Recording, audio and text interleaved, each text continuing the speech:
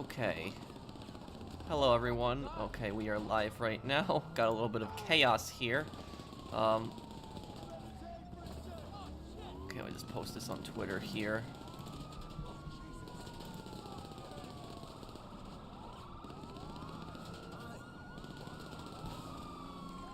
Okay.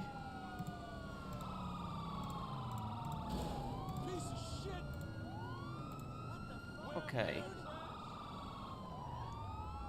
Hello everyone, how's everyone doing? I hope everyone's having a great day. Hey everyone. If anyone needs help with anything, just invite me, and I'll help you sell. Yeah, this city is out of control. Hey everyone, how you guys doing today on this Sunday afternoon? Okay.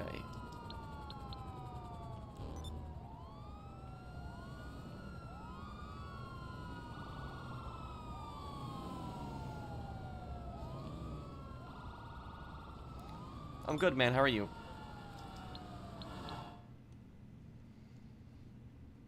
You look like someone from L.A. Noire. Yeah, I'm on the PS5. Yakshimas, I'm good. How are you?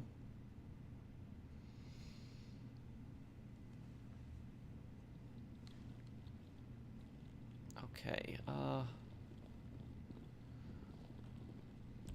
Hey, Fernando. We on? Where is this? Oh, the boats are over there. Okay, I'm gonna take my Sparrow. What the fuck? It's my birthday today. Well, hello, happy birthday, Ghost. No, I don't really watch any sports. I watch like the World Cup on soccer when that's on, but that's really the only thing I'll watch. Maybe I could. We'll have to see what we're gonna do at the end of the stream. Maybe we'll do Arena Wars again, Lloyd. I don't know. What system am I playing on? I'm playing on the PS5. Hey, Pro, thoughts on college majors because I'm having trouble choosing? The thing about it is a lot of people end up changing their majors. You know, that's perfectly normal. So if that happens to you, don't think that that's not normal. You know, I ended up changing my major. I did business originally, and then I went into law enforcement. But it's, what I will say is that, you know,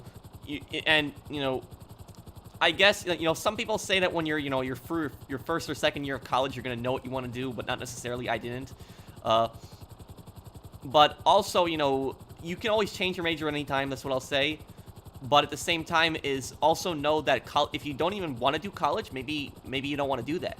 Because a lot of people don't do college and they're successful as well. So you don't need college necessarily to be successful either.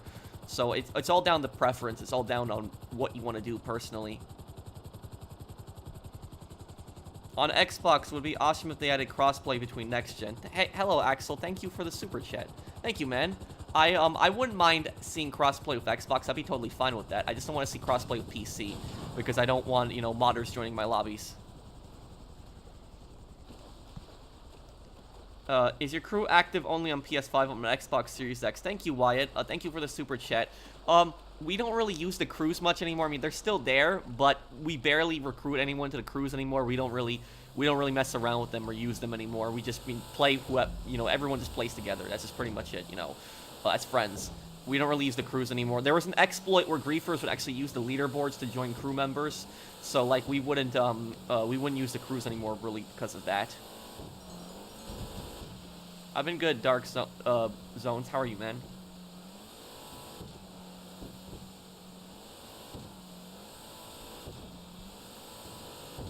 There's trade school. Oh yeah. Trade school is like a great way to learn a skill, and trade school doesn't waste your time with like classes that you don't really need. It gets you right into what you want to learn how to do.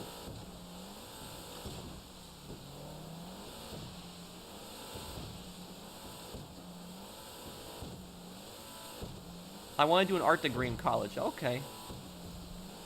But yeah, there's I wanted to do something related to storytelling. Oh, okay. Like what, being a writer?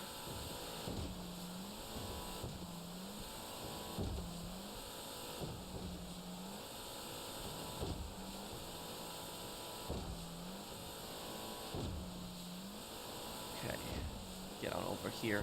Thank you, Eric, for sponsoring my channel. And thank you, David, for sponsoring my channel.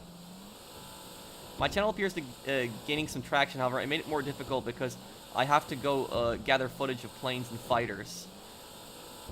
Oh, sometimes it can be very difficult to make a video and make a project, Alvin, or thank you for the super chat. I mean, do you know what one project that I made is like such a hard project? It was the North Yankton video, or I would say the Bismarck video. Like when I showed what North Yankton looks like in real life, like Bismarck, North Dakota, like that was the hardest video that I made. Well, at least in a very long time.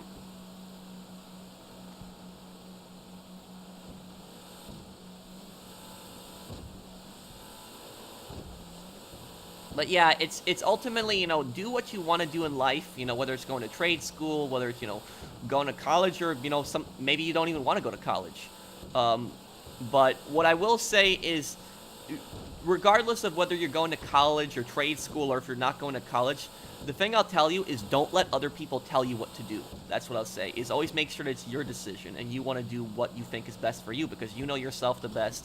And so make sure you always do what you think is the best for yourself, because it's you know, when I was in high school, there was like a lot of, like, you know, kids that would, you know, judge other kids, and they acted like if you didn't go to college you were a failure.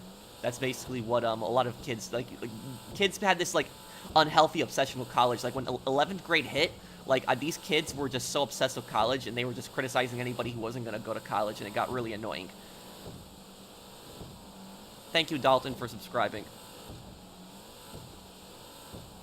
Trade schools aren't a bad option, Mole. They're very helpful. Hey, Jonathan. Good day, Pro. Hope you don't overwork yourself in your projects. Take time to rest and unwind once in a while. Thank you, Jonathan. Thanks, man. That means a lot to me. Thank you for the super chat. And thank you, Edgy. I just finished watching The Sopranos, and that ending really surprised me. Sudden cut to black when the song didn't stop. Believe is playing. Yeah, and people to this day debate, you know, how it ended. And I remember when that ending first happened, people hated it. Like when it first happened, I remember in 2000, some people were pissed. People were not happy at all. And then what happened was, like, years later, people thought that it was actually a really good ending.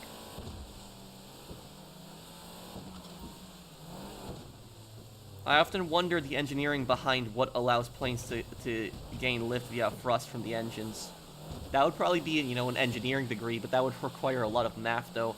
Personally, not for me. I'm more of a law and history guy. Hey, Sean, how are you?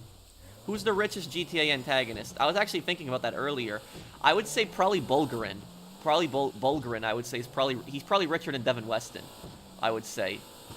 Because Bulgarin has connections in a lot of other countries. Devin Weston, as far as we know, doesn't have connections outside of America.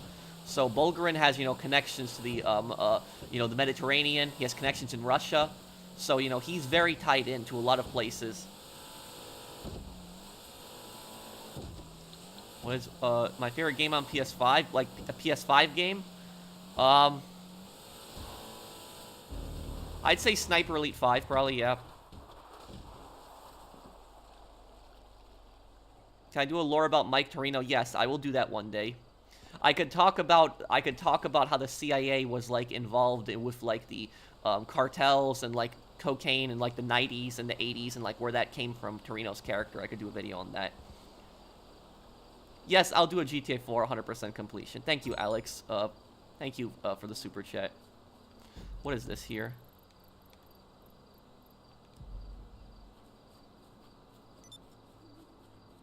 Hold on one second, WRV.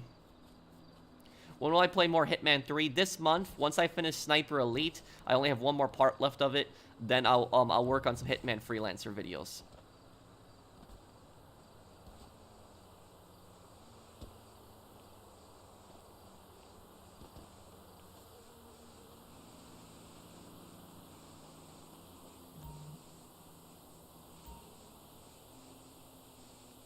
Oh yeah, this is the free mode event.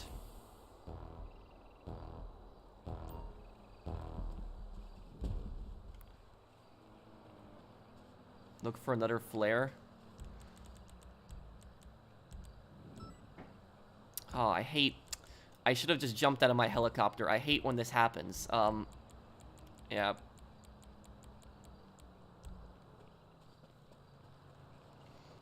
You can't call the sparrow in, it gets annoying.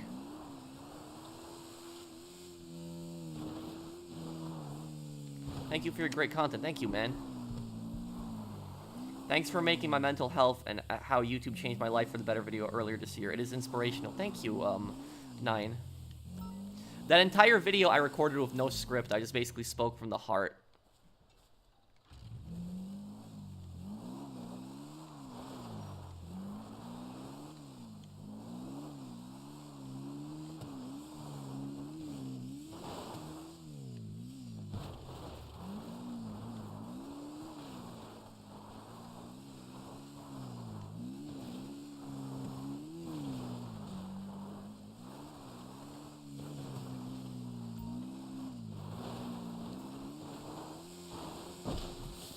Oh, come on.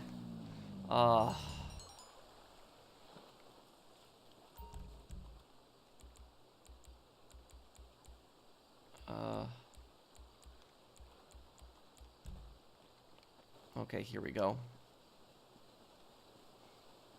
I usually stream for 2 to 3 hours. The next lore video is going to be a San Andreas video that I've been working on for some time.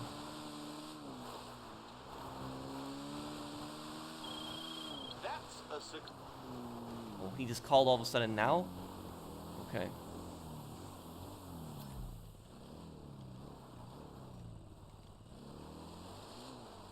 Up there. Probably not even going to get a lot from this event, but...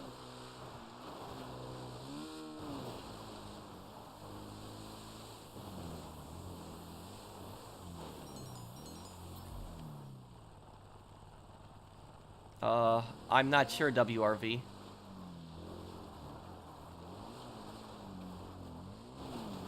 Okay,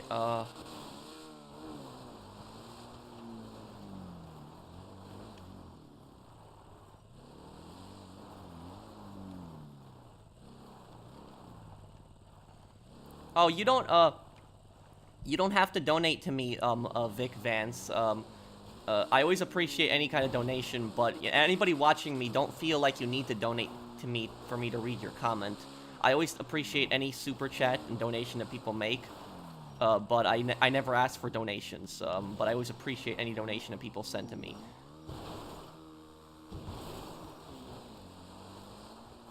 Oh, great, on that side now there. Oh. Wrecked 2 bikes already here. Hey Pro, when are you going to make another PS4 character to help us people stuck on PS4? Do I have you added on PlayStation? Pulse? Do I? Let me know. I could try to make another character on oh, that's just for 25,000, all of that? Yeah, I don't think that was really worth it. Let's see here, Howard, we'll get that. But yeah, I mean, I could probably be down to doing that one day. And thank you, Axel. Crazy how time flies. Started watching you in my junior year of high school. Now coming near the end of my Navy contract. Alright, and I still enjoy the nostalgia. Love you, man. Keep it up. Thank you, Axel. Thanks, man. Yeah, how long have you been watching me? Since 2017, 2018? Thanks, man.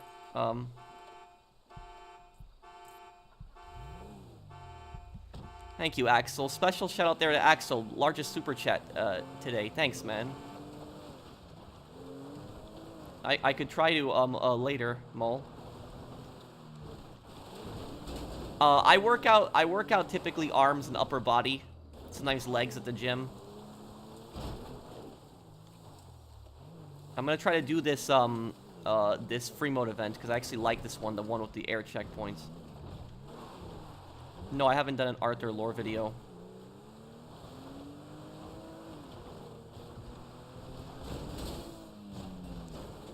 Trying to drive it off here, but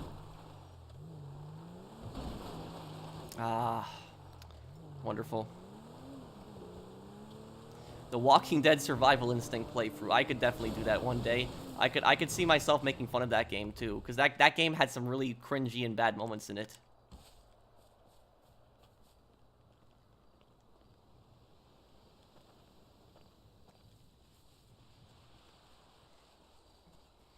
My sleep is much better.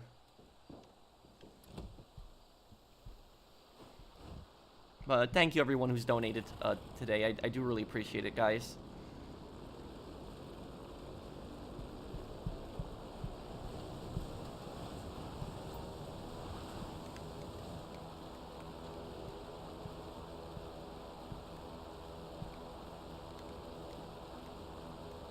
Oh, these aren't air checkpoints. These are just ground checkpoints, right?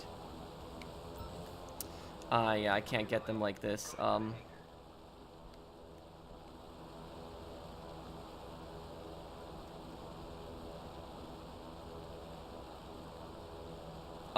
Maybe. Maybe we'll do Arena Wars later today, Specialist. I can, watch you play a terrible game and enjoy it. Well, thank you, Mr. Waifu. Okay. Let me see here. Okay, WRV, you can just sell it. I'm pretty much over there anyways.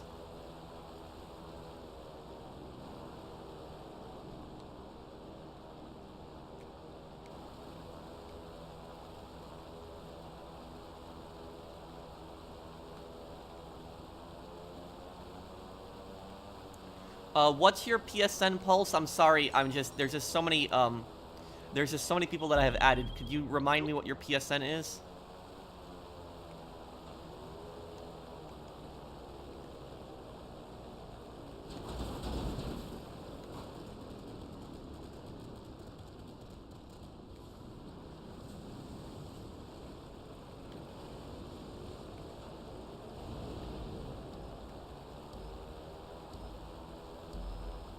Most annoying free mode event?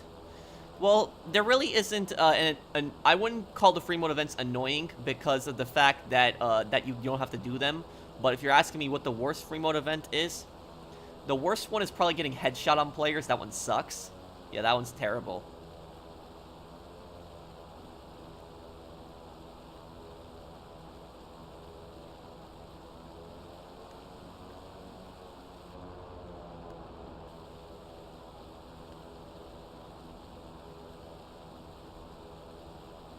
Yes, I'll play the new Drug Wars DLC missions. Yes, I'll definitely do those when those come out on March 16th. Do you have PSVR 2? Would you say it's worth it? I have the first PlayStation VR, but I don't have PSVR 2. Thank you, Bumpa, for the super chat. Criminal Damage is a lot of fun. My favorite one is in Criminal Damage, though. It's the air checkpoints. It's the one I like the most. I just like competing with other players and trying to get all the checkpoints.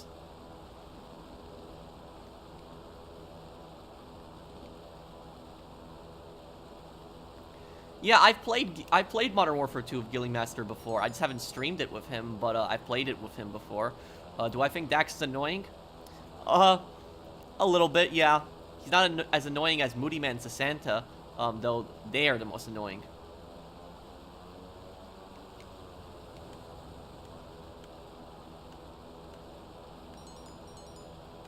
WRV, make sure you go to your next business and just get that ready.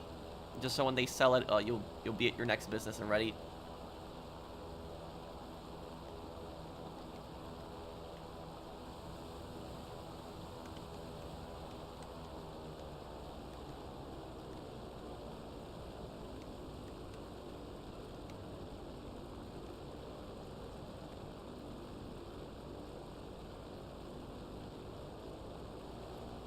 Okay.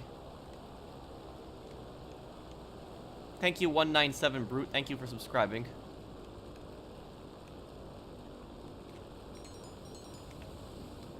Okay.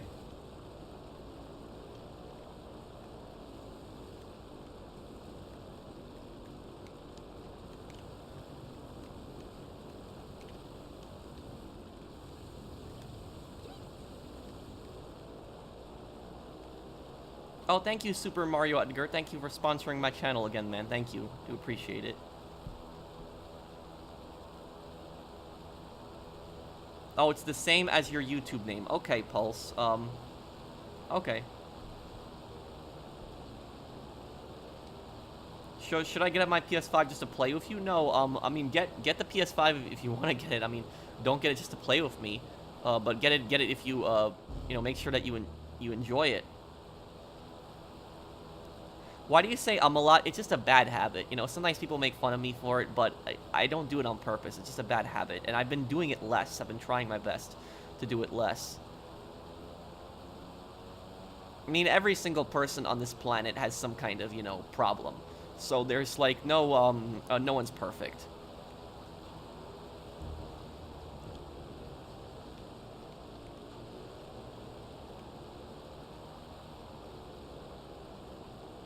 I still haven't played A Devil Inside Me. I gotta play that game.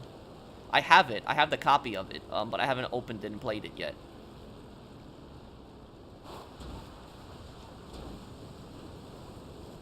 Just sell the business, WRV. I'm outside and ready. Why do you play in first person? It's the worst way to play? I mean, I don't always play in first person. I mean, sometimes I do. Oftentimes I like the view of, like, the vehicles in first person. That's why I play in first person. Well, didn't get the chance. Oh wait, there's a motorcycle there. I'll take that one then. Okay.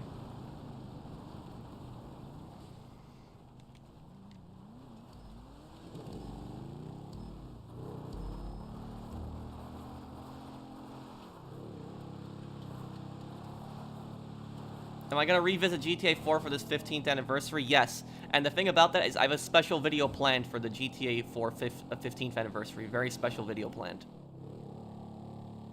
I'm not going to spoil what it's going to be. It's going to be a bit of a special video. It's going to come out on that day, too. Hey, Professional.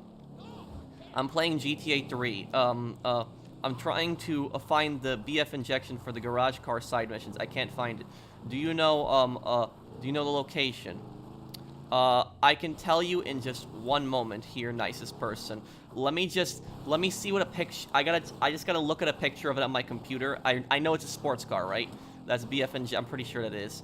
I'm just gonna look at a picture of it. When I look at a picture of the car, I can pretty much tell you where it is at. So I'll just Google a picture of the car in a moment here. I just remember the cars mostly by their pictures, but what they look like, not necessarily by their names. Thank you, Mr. Lionface. Thank you for the super chat.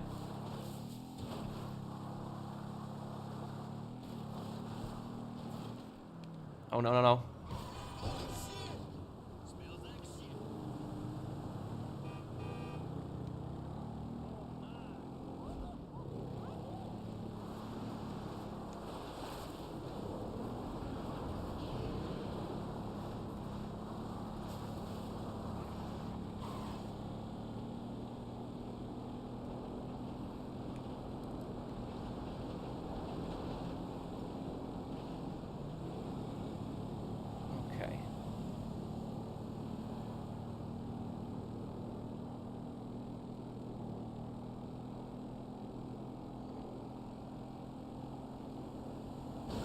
Hello, Kieran.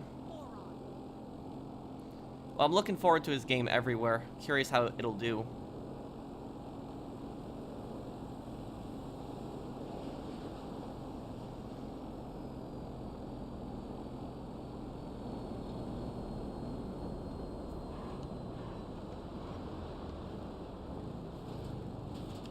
Okay, here we go.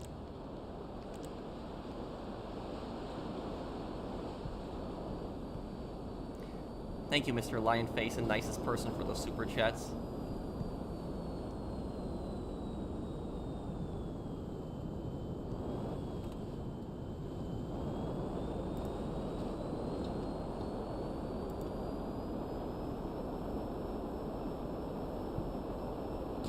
Thank you, Drunken Pirate. Thanks for sponsoring my channel. You started a new character. I wish that you could. I wish it was easy. You could just start a second character in Red Dead Online too. I wish you could do that. But Red Dead Online, if you start a second character, it deletes your first character, which is just stupid. So it's you can only have one character on that game. So I wish you could have a second character on.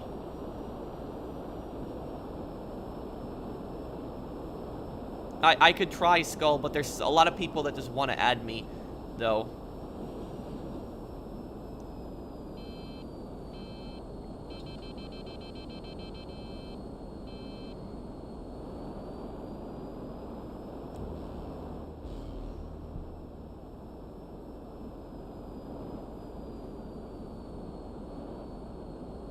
Yes, the Pyro is a fast jet. My God. I would not be able to do something like this. Yeah, I wouldn't know how to do this. Wow.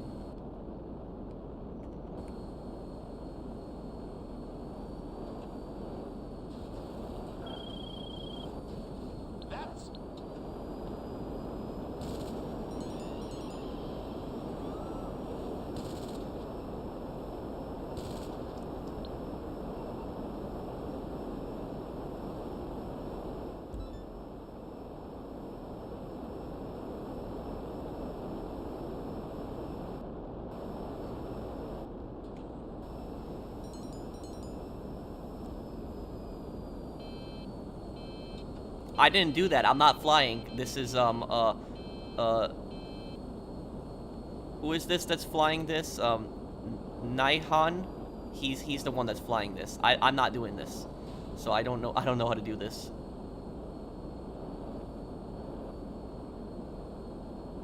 Yeah, I'd crash my plane if I tried to do this. I subscribe. Well, thank you for subscribing, Lori.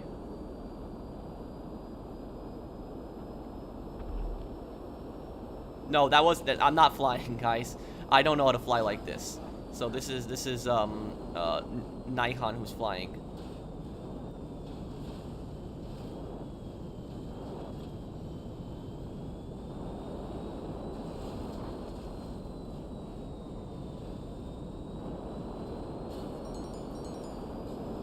I know we have to wait a minute.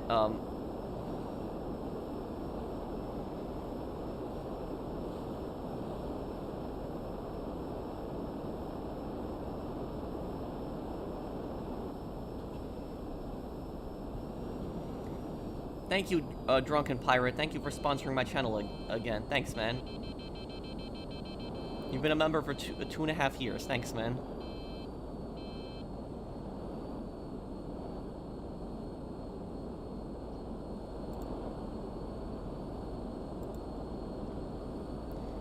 Thank you, Calum, for subscribing. Yes, of course, I'll play, GTA 6. Yeah, I see that, Drunken Pirate. Thank you for sponsoring my channel again. What is my favorite meal? My favorite meal will be sushi. Thank you, Victor. Yeah, I think I'll play Bully this year.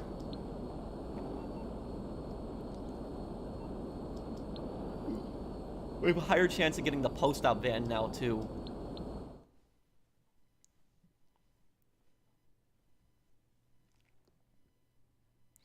No, I don't really know much about archaeology.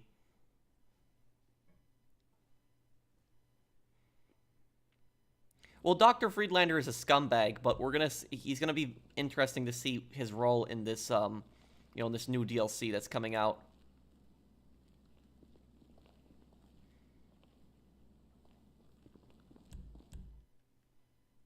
Is the pyro worth it? Yes, it is. Where are you from? Brooklyn, New York? Okay. Great post-op vans. Well, at least this is actually the best place to do post-ops from, because they're right on the highway.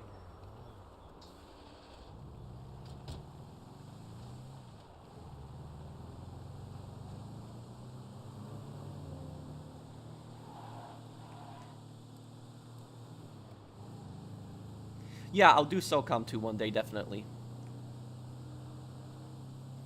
Can somebody get, like, an insurgent or something, like a night shark, something, and just push us on the highway? It'll just make the mission go so much faster.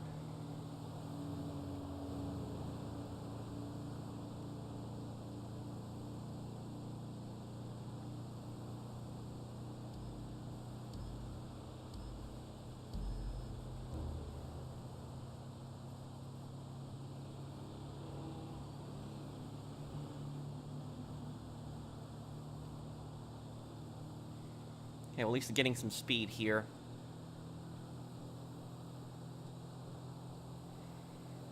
See if we can complete my post-op mission before 20 minutes. So in 8 minutes here. Be a bit challenging, but we'll try.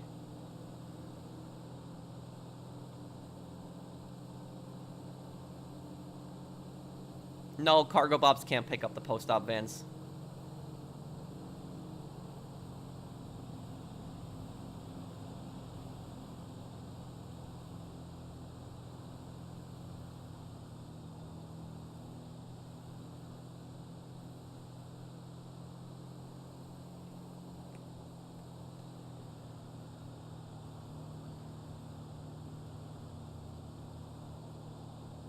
Well, I wish I could play some music for you guys. I wish I could play the soundtrack in this game or the songs on the radio, but I can't because Music Mafia goes after you instantly if you do that. So it's like the copyright, you know, is ridiculous on YouTube.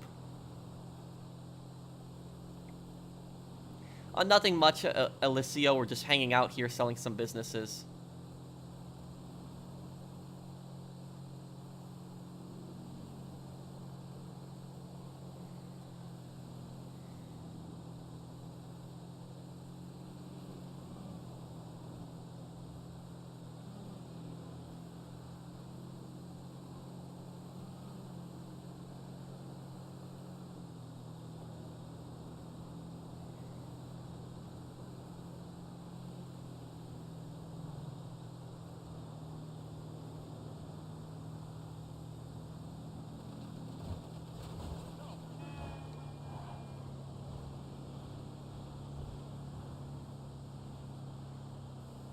Cut right through here, yep.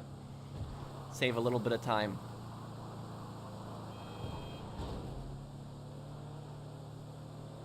Okay, thank you.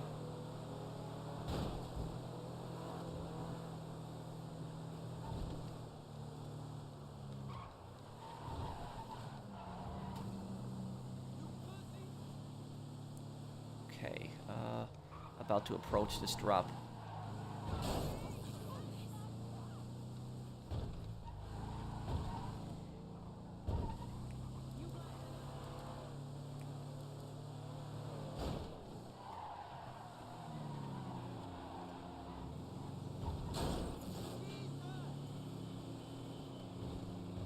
There we go. If it wasn't for the Music Mafia, I would be super chatting you to put on the Crunch, LCHC, 89 point Gen X, Liberty Rock Radio. Yeah, those are, I mean, you know, songs from Saints Row and GTA, or stations from those games. They're awesome. And Ultor FM is really good, but Ultor FM, that's like basically just a, you know, continuation of Gen X.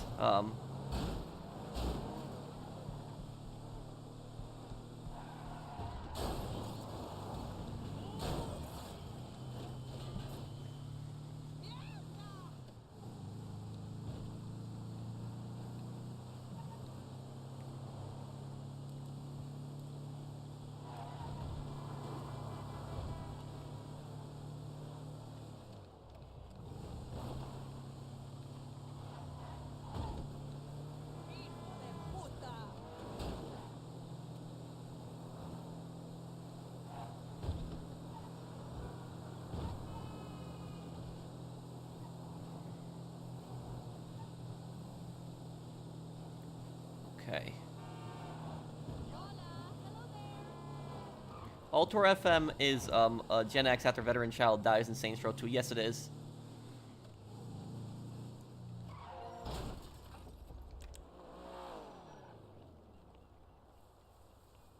Okay, here we go.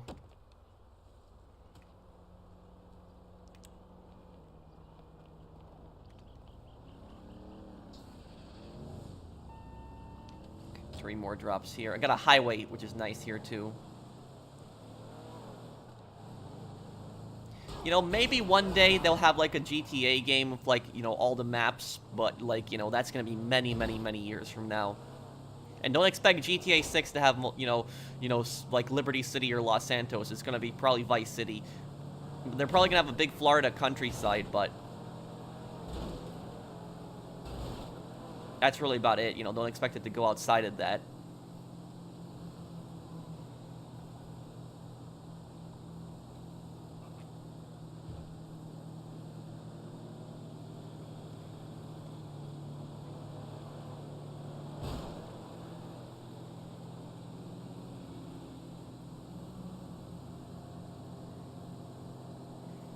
There we go. Okay.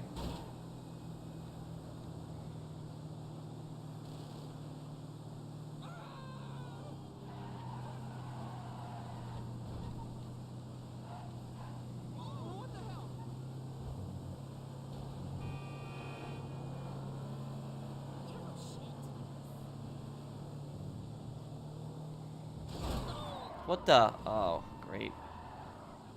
NPCs in this game, right? Hey, Larry, the truck driver. How are you? The most shocking death in The Sopranos? The most unexpected death in that show?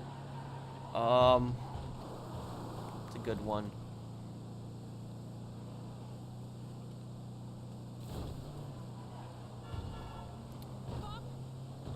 Maybe when Chris killed the guy, I forget his name.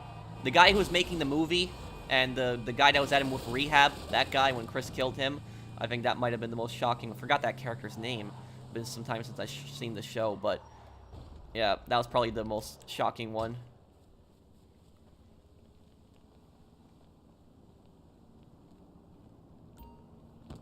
Okay.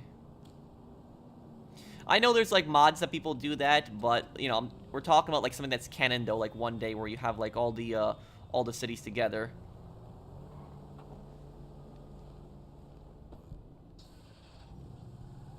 Thank you, PM. Thank you, PM Gunner. Thanks, man. Well, Adriana was expected. You know, she was gonna, you know, Adriana was going to, you know, die. The second that she told Chris about that and he told Tony, she was dead. So I was not shocked by that at all. I'm talking about, when Tony killed Chris, no, I wasn't really shocked by that, honestly. I wasn't. No, you know, that was eventually gonna happen. I mean, when you really think about it, you know, the reason, you know, people debate about why Tony killed Chris in The Sopranos, but the real reason that he killed him was because it was Chris's incompetence, and because Chris was just constantly causing problems over and over and over again, and it was also because he was a drug addict. You know, remember Tony told him that he has to get clean or else, and you know, and then he went back on the drugs again. And so, you know, Tony pretty much saw him as a liability at that point. That's pretty much what Chris was. So, you know, he was going to slip up, and with his slip up he was going to bring down the whole family with him. So that's what it was. So,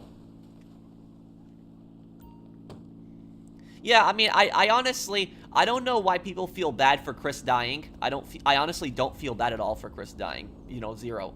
And, you know, Chris was a scumbag. So it was,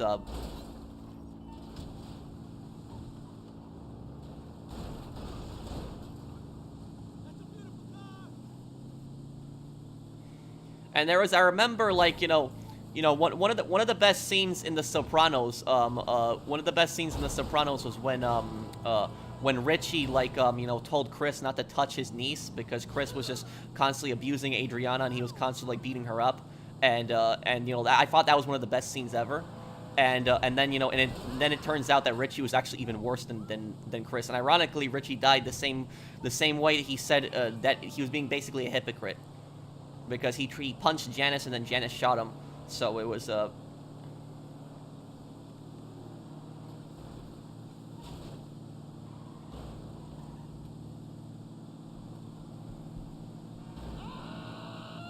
do you say my name, Pro Mythagoras?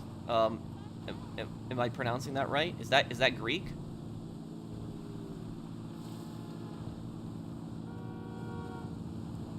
Go to the next business. Just go to the next business and just have that ready.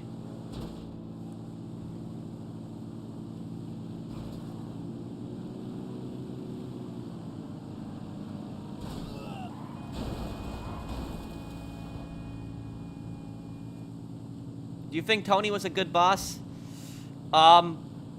Sometimes he did stupid things.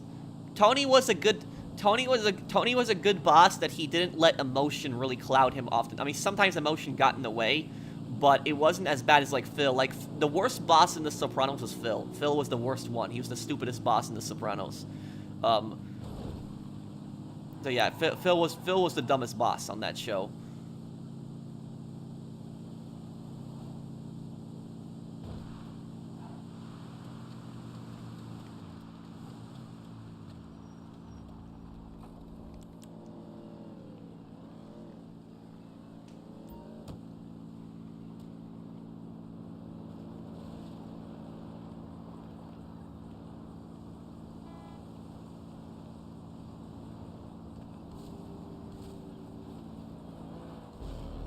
Okay, there we go.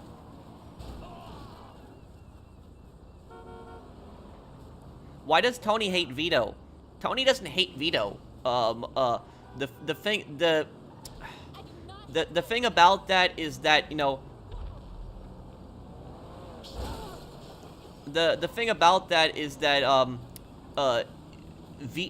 Vito was probably the most important character in the he was probably the most important mobster other than Tony in the you know, in the Soprano family.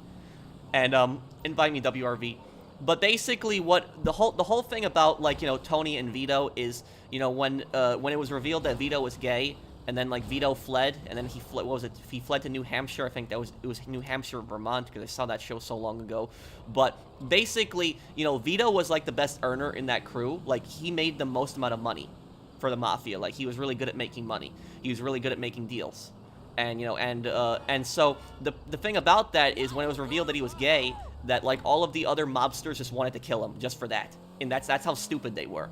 It's like, you know, who cares if he was gay, because he was making everybody a ton of money. He was making everybody rich. That's all that was important, is he was making people money. It's, you know, his sexuality was not important at all. But the other mafia members, they wanted him dead specifically for that, which is just stupid. And what happened was Tony didn't really care about that. You know, he didn't care about Vito's sexuality. He just cared that Vito made, you know, the family money. But basically, like, Tony constantly kept feeling pressured by his, you know, by his family, and he also kept feeling pressured by Phil, because Phil was, like, the most unreasonable one. And the thing about that is, like, you know, the thing about, like, Vito's character, like, you know, that whole story was actually really good written in The Sopranos. But you know, for example, like, what was it? Vito was married to Phil's cousin, right? Correct me if I'm wrong on that. I'm pretty sure that was the thing. So the woman that Vito was married to was Phil's cousin. And so what happened was, you know, Phil was saying that, oh, he's like, basically what I think it was about, I don't think it was ever about his cousin. I think that the reason Phil wanted dead is it was more of like a power trip. It was more of like Phil basically just showing like, oh, I'm the boss, I can do what I want. And it was just like, he was basically just trying to flaunt his power towards Tony, that he can kill one of Tony's guys and get away with it. I think that's pretty much what the whole thing was about. So that's, you know, that was my analysis of The Sopranos, you know, in that regard. And also, you know, it was, while it was kind of like, it was messed up that, like, Vito had, you know, cheated on his wife, that he wasn't honest with his wife.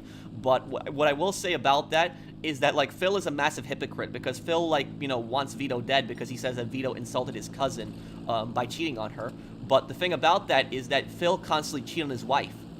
And so he kills somebody else for cheating, but yet he constantly cheats on his wife. So, you know, what The Sopranos did really well is it shows, like, the hypocrisy of these characters. It just shows how unreasonable these characters are and how stupid these characters are. It's for a reason. The hypocrisy is there for a reason. It's there to show how hypocritical these characters are. That's the, you know, the whole purpose of that.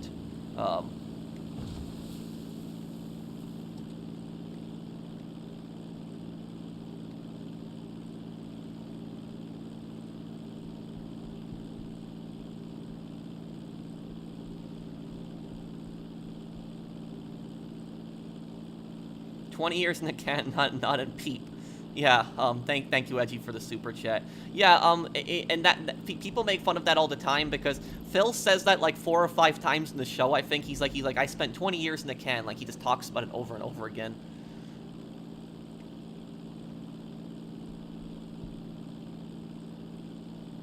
That's why I thought it was so funny when, you know, the guy who plays as Phil, he plays Salvatore in GTA, you know that, and he when Salvatore got arrested, that was kind of funny.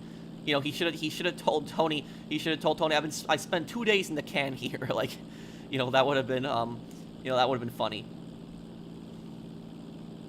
The people in this stream are chatting way too fast that I feel like the people are masking my, oh, let me see here. I just gotta, I feel like the, what is it? I feel like people are masking my regular chats and it's not helping that I need the super. Oh, well, you don't need the super though, JD. I read as many comments as I can. I try my best to read as many comments as I can. A lot of people are posting at once, so it's a little hard for me. And sometimes when I reply to somebody's comment, it's going to take me a few minutes to reply based on the question they ask me. So a lot of comments are going to fly by while I'm replying to somebody. But, you know that I'm, you know, I'm eventually going to read, you know, most people's comments. Thank you, Mr. Waifu. Also, Dmitry, Shogo, Makarov, Dragovich, Merrill, Sharp, Pulaski, Sosa, Marty, Brian, Bulgarin, Bulgarin Dai, and the Crab guy from the Sopranos. Yes or no? Yeah, all of those characters are just massive scumbags. And thank you, Heisenberg. Thank you for the super chat as well. Yeah, I mean, I already made 2 videos about GTA 5 lore, Floyd and Deborah, and I made one on Brad, and so I'm gonna make another one. Well, Tony probably took over the Leone family. That's probably what happened. Thank you, Muhammad, for subscribing to my channel. There's a cool mod being made for GTA San Andreas called GTA Stars and Stripes, which brings the whole USA map into GTA San Andreas. You should definitely check it out. I could look into that. Thank you, Ripper, for the super chat. Can you sell all 5 warehouses solo? No. No, you can't. And the reason for that is because unless you keep closing your app and you get like the tugboat, if you got just the tugboat every time, you could do it. If you got the trucks, you could probably do it, but you'd have to make multiple trips. However, though, if you got the Titan, no, you wouldn't be able to do that solo, because the Titan has like all these, there's like different Titan missions, and there's like one where you have to make like 10 drops, and there's helicopters. Unless you took like a jet and you flew to each 10 drop and blew up each helicopter and then got the Titan, it's just way too complicated. So, so I'd say no. No, in that regard.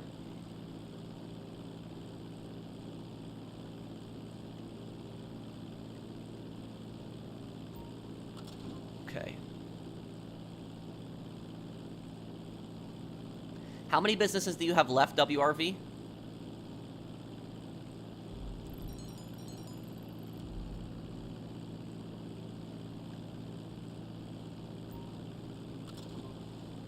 Well, I don't know which law you're talking about, but I don't really want to comment on, like, laws right now. It's sad that Junior got Alzheimer's and forgot Tony. Well, Junior was a scumbag, though, I don't think that Junior ever even really loved Tony as a nephew.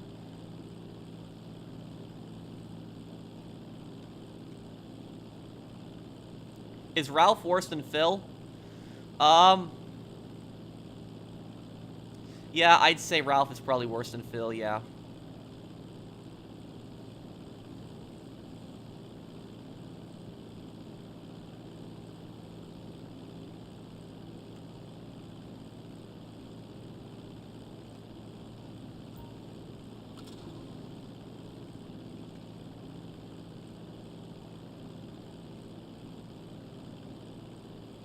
My favorite movie, my favorite older movie is, my favorite older movie is Scarface. My favorite newer movie is The Equalizer.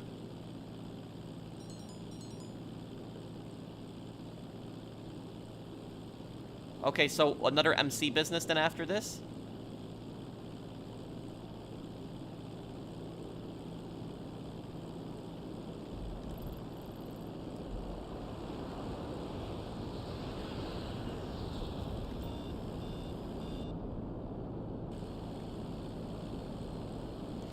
Thank you, Stingy, for subscribing to my channel. Dr. Friedlander's people probably consist of assistants, rehab staff, orderlies, associate patients, hospital security members from the professional street mercs organization. Also, the dispute. Which dispute?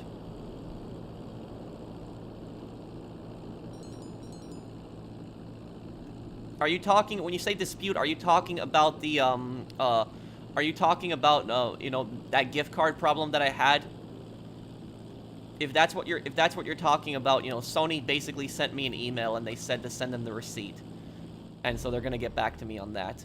But for people that don't know what I'm talking about, so basically in last year for my birthday, my mom got me a second PS5 for home because I live in the Midwest, and when I want to visit my family in New York, she didn't want me constantly bringing my PS5 back and forth, so she bought me a PS5 for my birthday, and a second one.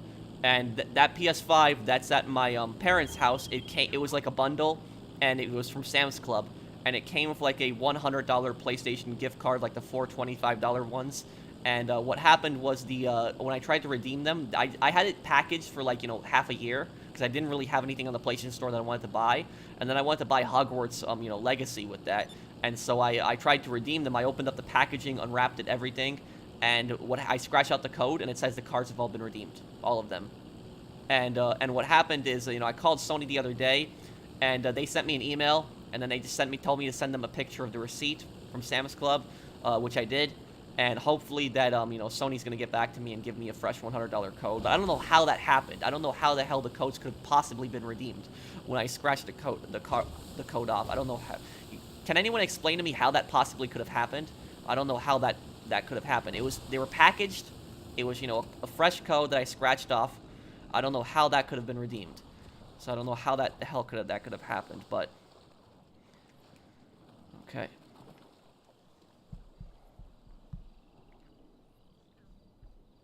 Thank you, JD, for that super chat.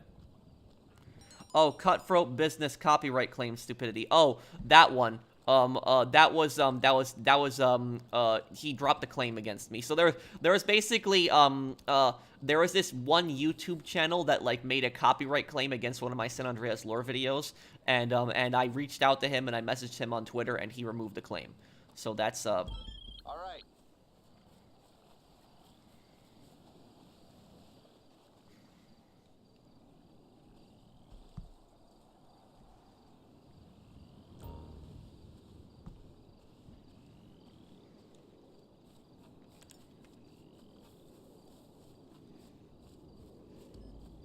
Why did he even claim it? I don't think he did it on purpose. I think it was an automatic thing. I think that's what it was, because it said that it was it was some company that did it on his behalf. And so that's so I don't know, you know, what that was about. But JD, it was resolved. So it's been taken care of.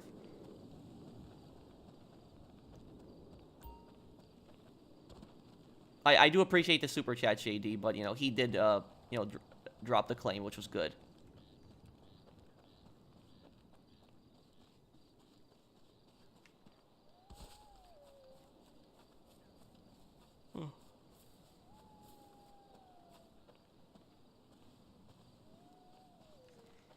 Prepaid codes are activated at the till. After that they are active, a code generator could maybe have gotten lucky.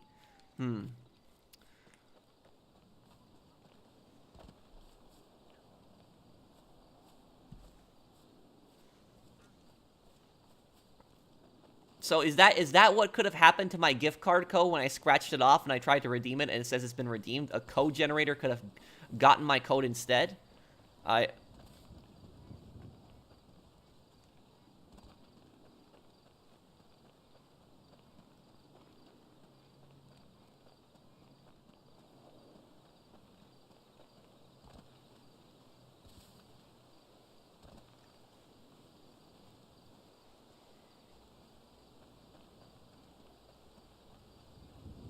Did you add the hyphens when you added... I did it with and without, and I remember it was just, when I put them in, it said the code's been redeemed. And I even gave the codes to the, Sony guy, and he said they've been, redeemed. The thing about it is, I asked him what account redeemed my, my gift card codes, and he said he couldn't tell me for privacy reasons. Basically, you know, I'm gonna wait for Sony to reply to me. If Sony refuses to give me that one, you know, my $100 back, at that point, I'm gonna, you know, send Sony a bunch of angry, you know, emails, and I'm gonna tell them that the guy, whoever did it, is committing fraud. The guy, like, who, you know, redeemed my gift cards. Looks like you. Mo wants me to give you his PSN name. Well, what's his PSN name?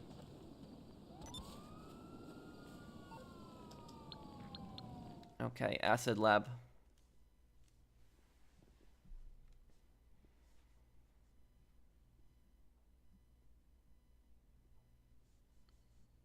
My biggest sale on GTA, I think it was over 30 million a long time ago. I don't remember the exact amounts, but...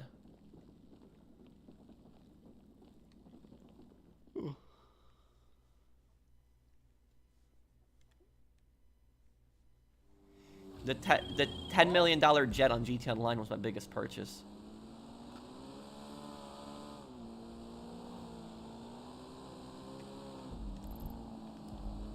Oh, this is the easy one.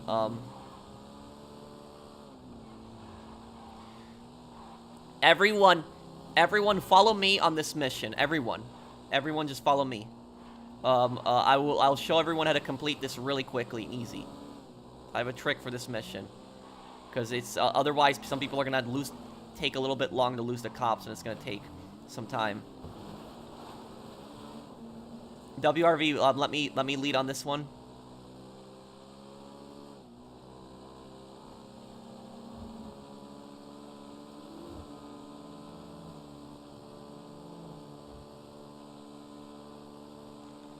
Okay, everyone just follow me. I'll show you an easy strategy for this mission.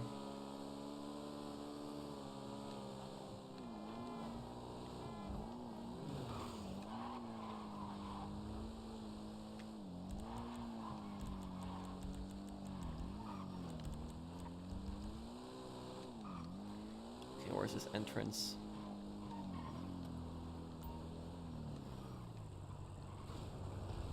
Get ready to turn around. Okay, follow me, everyone.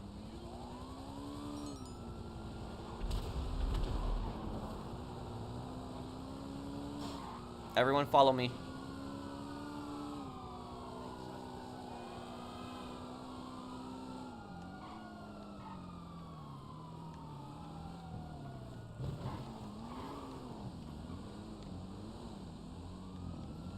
All you gotta do on this mission. That. You don't have to go all the way to the top. You just shoot the cop car. Go right in the subway. That's it. Easy way to complete it.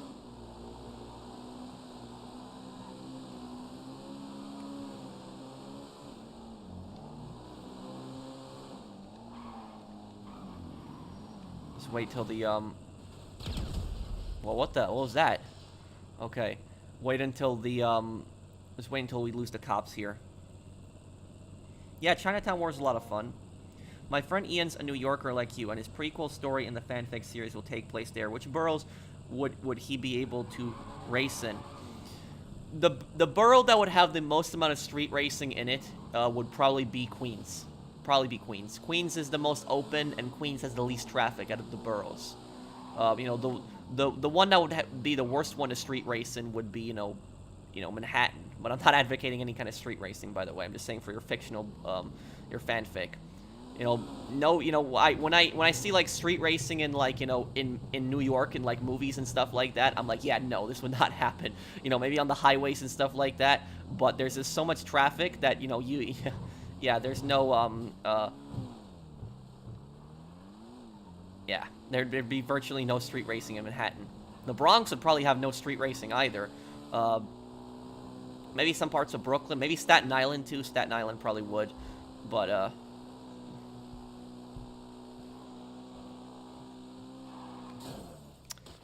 great.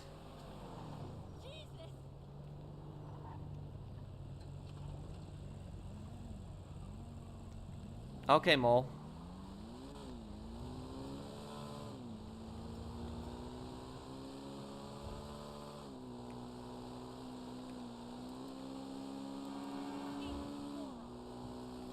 Everyone just go and deliver their bike.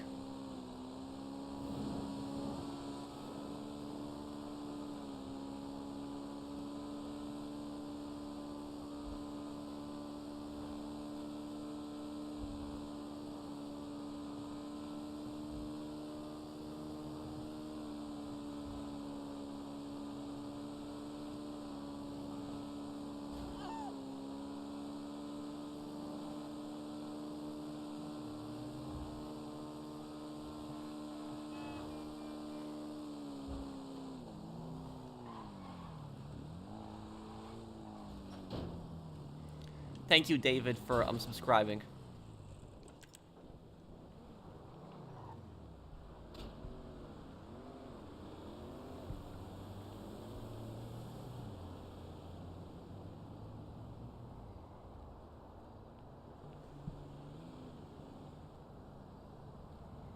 Heston doesn't look like he would screw you over. He looks too miserable for that. And he is an occasional coke user. That and his wife divorced him too. Oh.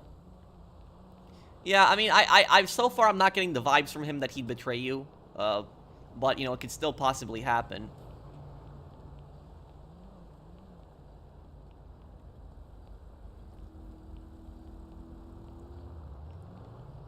Puta madre!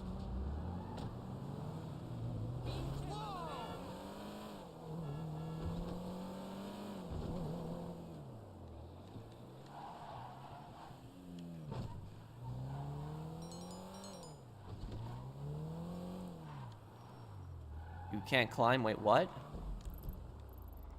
Okay, and right after this one, let's I'll help the next person sell right after this.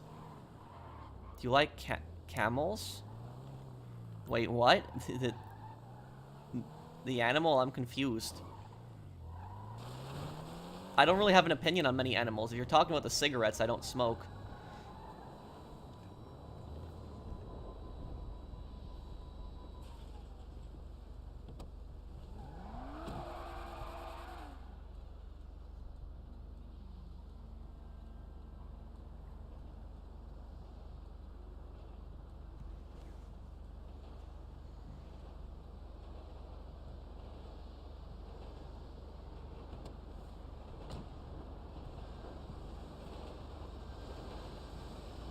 What is a country you hate?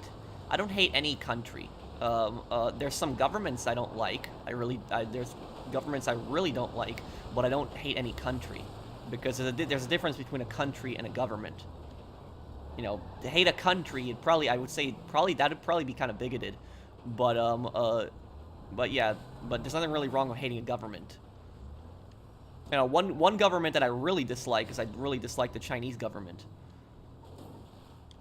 You know, they recently voted to appoint Xi Jinping president for life, or I should say dictator for life.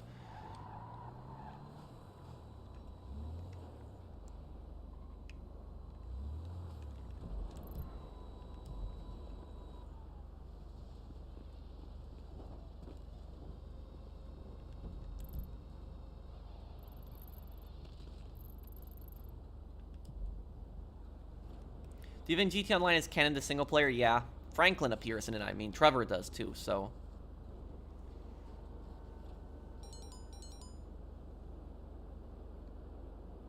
Shop? Wait, shop what? Hello.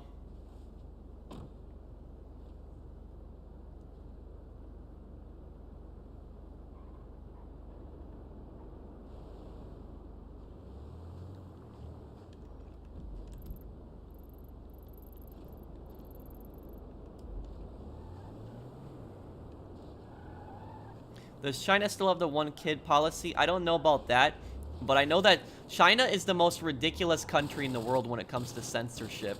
It's, the thing about this is, do you know that there was, there's this Chinese guy that lives in Germany, and he's an opera singer, and he was censored from China. Do you know that? And he wasn't censored on his music. You know what he was censored on? He was censored because he looks too much like the Chinese president. So, literally, I'm not even joking on this. Just look that up on Google. It happened a few years ago, but this guy his face got censored in China. So his face isn't allowed to be shown in China because he looks too much like the Chinese president. So that's what, so apparently you can get censored based on your face. Because if you look too much like the president of China, then you're gonna get censored on that. But look it up. If you want to watch my video on it, I do have a video on it I made a few years ago. Look up Chinese man gets censored for his, for looking like the Chinese president. I did a video on that.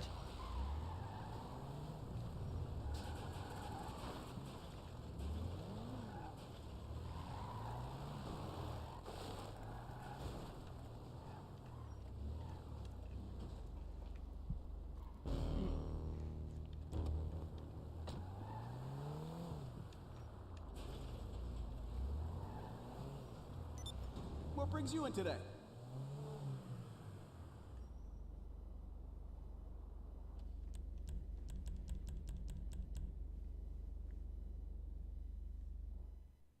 I seen the video you're talking about. Oh, okay, Leo. Who else needs help? If he tried to screw you over, he'd probably do it himself since he's not as good as Tenpenny or Ferreira when it comes to, Ferreira when it comes to ambush setups. Yeah, I remember Ferreira in, Ferreira was in, I remember him. He was in The Godfather. That guy was a scumbag.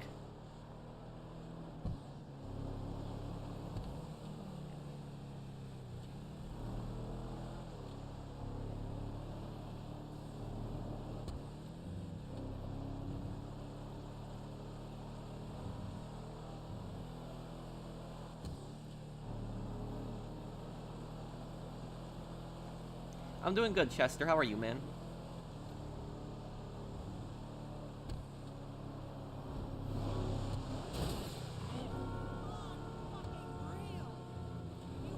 Hey, Agent Reaper, have you watched the full movie Casino Robert De Niro and Joe Pesci?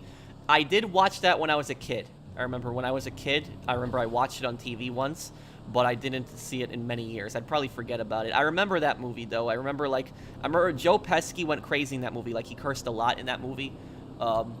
Yeah.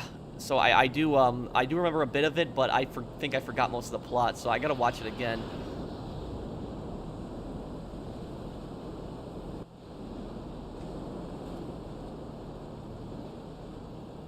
How are you? And how often do you eat out? I actually don't eat out as much as I used to. In the past, I used to eat out more. But what was it? Yeah, in the past, I used to eat out more. I don't really eat out that much, anymore. When I do eat out, I just order Uber Eats. That's, what I do pretty much.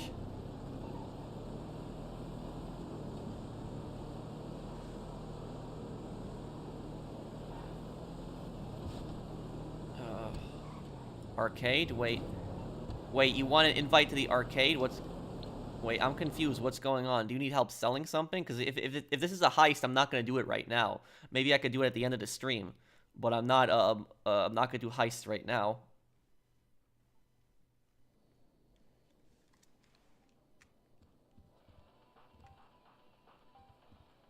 Wait, what, Chaz?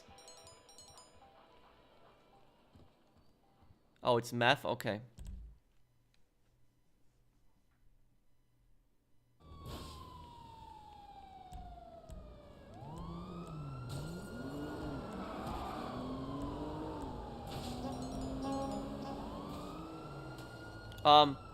Maybe we could do that, or maybe we'll do, we could do that, or maybe we could do a, we could do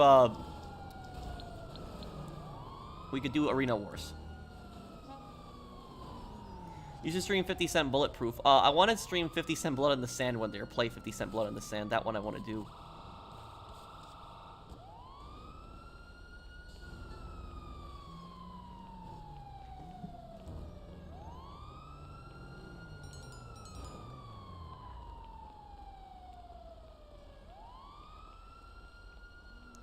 Yeah, and somehow I'm hoping that the TV show does it different than the game in the second one, because I just didn't like the plot, and I love the story in the first Last of Us, but I didn't like the story in the second one, and so I really hope the TV show does the plot differently for season 2.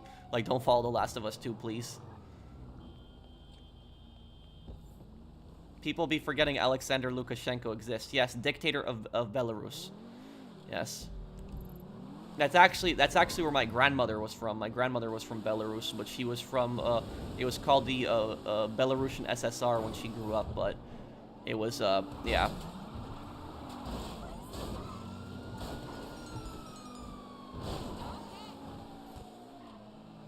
Okay, let's get over to the boats. But yeah, Lukashenko is a scumbag.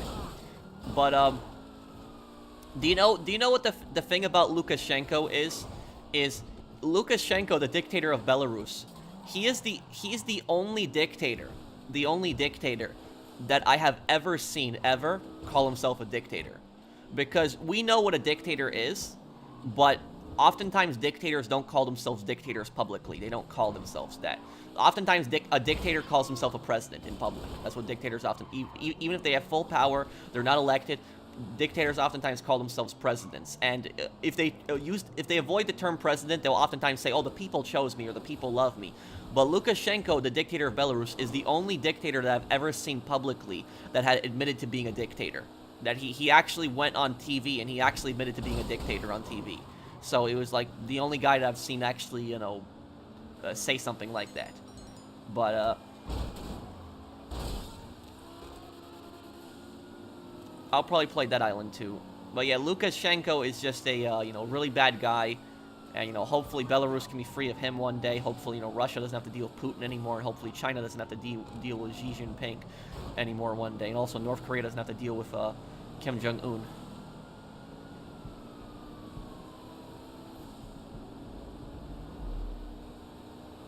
Thank you for that super chat, also, Agent.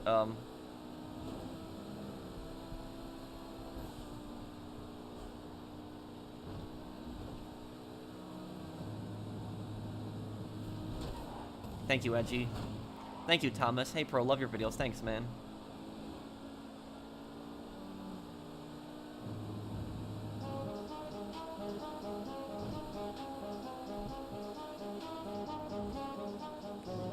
Is Victor Bout the real life Makarov? Victor Bout was the most dangerous arms dealer in the world in prison. That's who Victor Bout was. So you know, but about Bout. I don't think Bout is the most dangerous arms dealer in the world today because he's been in prison for some time. So there's probably somebody else, you probably never heard of him, that's probably more dangerous than him today. But Victor Bout, when he was arrested, he was the most dangerous arms dealer in the world when he was arrested. Victor Bout was such a ruthless guy that when the what he basically did was he sold weapons to both sides in the Soviet-Afghan war. So he sold weapons to the Soviets and the Mujahideen. He also sold weapons. He went to Angola, which Angola was having a civil war, and the Angolan civil war lasted for like 20 years in an African country. And what he did in Angola is he sold weapons originally to the MPLA, which were the communist faction in the Angolan Civil War, and then he sold weapons to the other side too.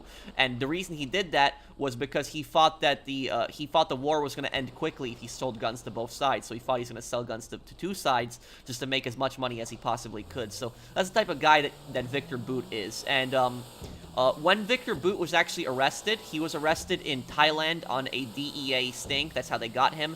And the DEA agents actually pretended to be from FARC, which FARC is the Revolutionary Armed Forces of Colombia. That is a terrorist organization, a communist terrorist organization in Colombia. So the DEA agents pretended to be them. The DEA agent pretended to be a comandante, which a comandante is basically like a leader of the FARC.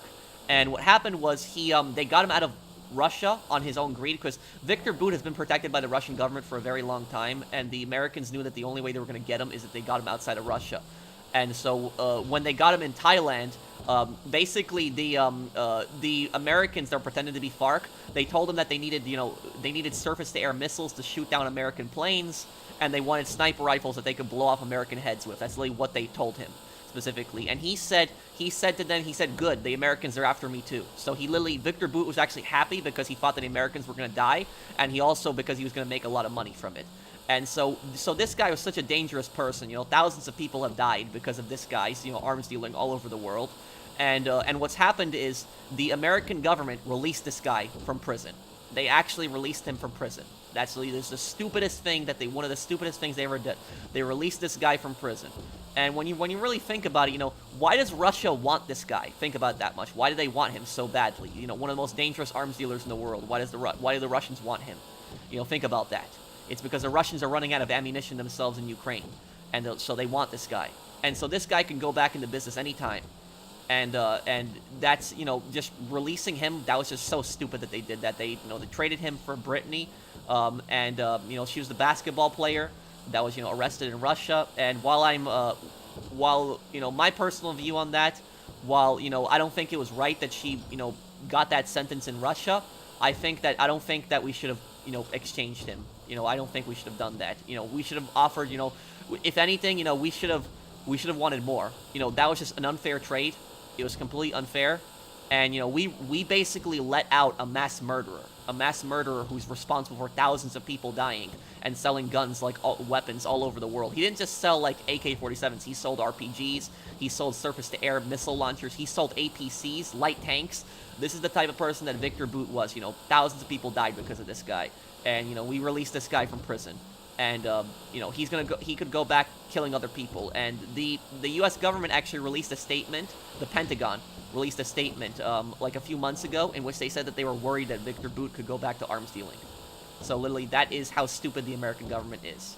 That. You just released a mass murderer from prison.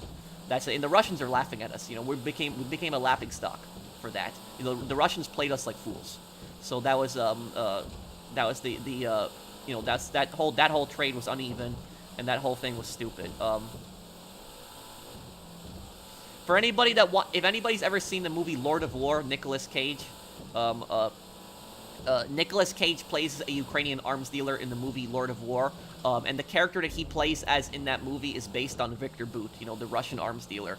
So if you ever see that movie Lord of War, that's who Victor Bout is based on. And we released that guy from prison. So just think about that. That's a really stupid thing to do.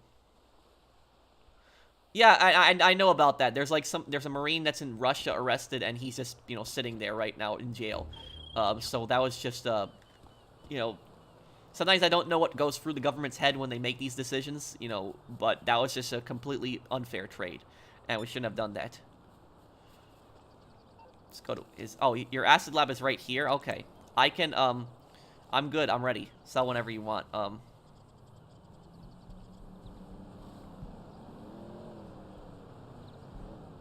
Hey, Pro, love your videos. Thank you, Thomas. Thank you for the super chat, man. You know what's funny? GTA Definitive Edition can play Nintendo Switch.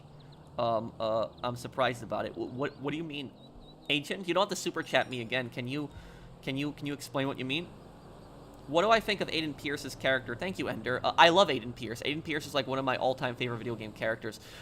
The thing about Aiden Pierce is I think the people that were hating on him, I think were hating on him for stupid reasons, like just dumb things.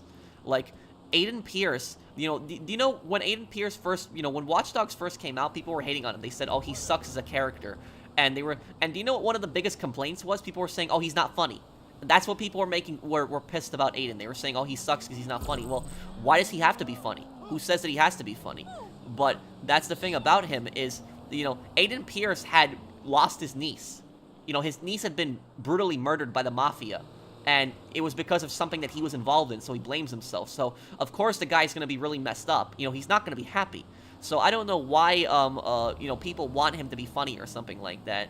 And then the thing is, though, is like people say that Aiden Pierce, that he puts other people in danger. He puts others in danger. But how does he do that exactly? I don't understand. Like, I've seen a bunch of reviews, like multiple reviews where people say, oh, Aiden puts other innocent people in danger. How does he put innocent people in danger? I never understood the reasoning for that. It's every single person that's gotten into some kind of trouble with Aiden got themselves into that situation. Like, you know, Clara, you know, got herself in that situation. She wanted to help Aiden, and Aiden even said to her, if you think it's too dangerous, you don't have to help me. He actually says that in a cutscene. And so, you know, I don't know why people were saying that that was Aiden's fault for what happened to Clara. That wasn't his fault. And then there was the bedbug. Like, oh yeah, his name, Bedbug. So people were saying that it was Aiden's fault for Bedbug almost getting killed. But no, Aiden was trying to save his sister, and Bedbug got himself in that situation because he was literally the second in command of the, that gang. I'm forgetting, what was the name of the gang in Watch Dogs Legion? The gang, I'm trying to forget the name of them. I know the club was the Irish Mafia, but the gang, the street gang, I forget what their name was. But they were, you know, Bedbug got himself in that situation. It wasn't Aiden who got him in that situation. It was himself, because he was involved with the wrong people. And so, Viceroys. So, it was Bedbug's own fault that he got himself in that situation. The only innocent person that had gotten hurt as a result of, like, you know, Aiden's, like, you know, activities was his sister, but he saved his sister in the end. And that wasn't entirely his fault either, too. So that was like, you know, I don't understand these people when they say, oh, you know, Aiden's like puts people in danger or he's selfish or something like that. It's like, no, you know, and Aiden goes out of his way to protect people. He saves innocent people all the time. You know, Aiden is a vigilante. He helps people. So it's, so I don't understand, you know, these people that they give him the hate. And if you really, the thing about this, if you really compare the characters, is Aiden Pierce any different than Batman when you think about it? I'm not talking about the gadgets, I'm not talking about that, I'm talking about personality-wise. Compare the personality of Batman and the personality of Aiden Pierce, it's almost the exact same thing. Almost the exact, they're both very serious, they don't laugh, they don't make jokes, they both are vigilantes, they protect the weak, they protect the innocent, they stand up to criminals. The only difference between Batman and Aiden in terms of that is that Aiden kills criminals. Aiden is unforgiving, where Batman catches criminals, he imprisons them. Aiden kills them. That's the only difference between them. But Batman and Aiden are pretty much the same thing when you really think about it. But for some reason, everybody thinks Batman is cool, but Aiden Pierce sucks. So I don't understand these people, honestly. So that's personally, I think Aiden Pierce is a very underrated character, and he's cool. And, you know, I'm so happy that they brought Aiden back. In Watch Dogs Legion. I mean, why do you think they brought him back? Because so many people wanted him back. So that was it. So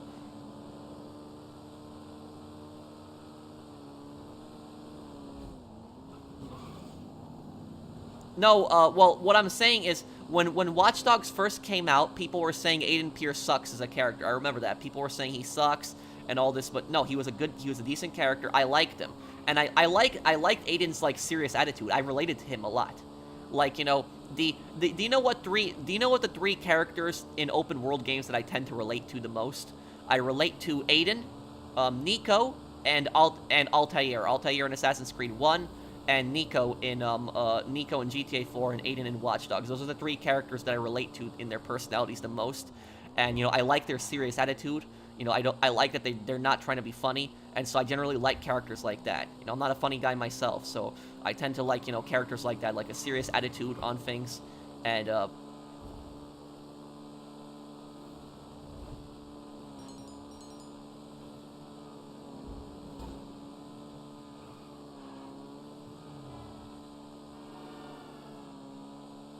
No, I mean, the professional imposter is fine. Just leave him alone. You know, he's not really causing any problems. You know, he's not trying to pull a scam or anything. He's just a fan. He just probably has that name, so it's he's not like one of those scam bots. So okay, let's go here.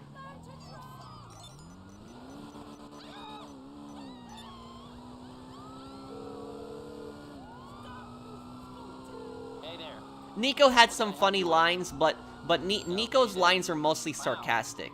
So it's Nico doesn't really tell jokes, he's more sarcastic. So that's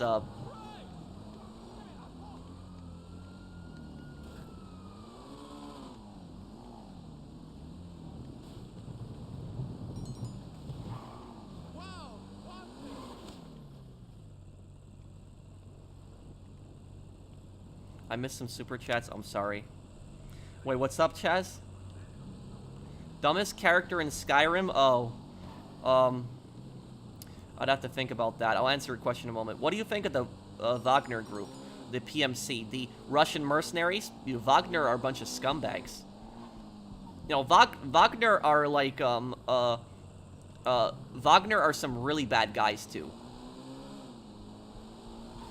And also, Wagner recruits prisoners, so a lot of the people that are in Wagner are actually former convicts.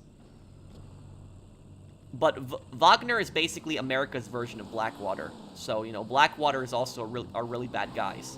So that's, and Blackwater is, you know, Merryweather is based on Blackwater.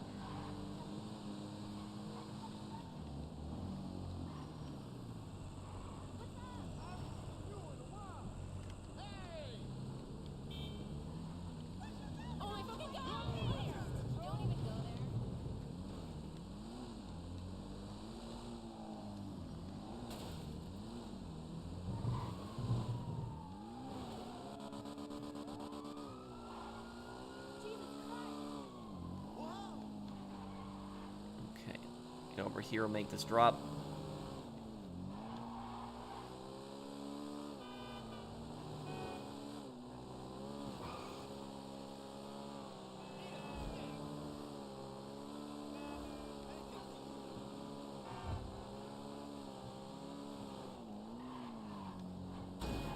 Oh, come on. Hey, you my dude, right?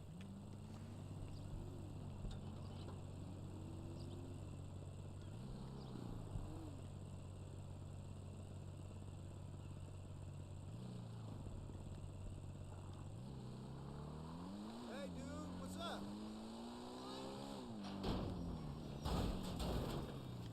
Okay. Here we go.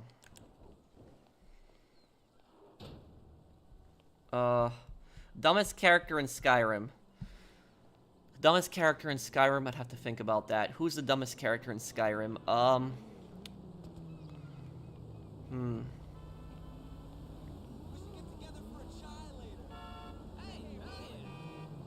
Maybe I would say, maybe I could do a video on this, top 5 stupidest characters in Skyrim one day.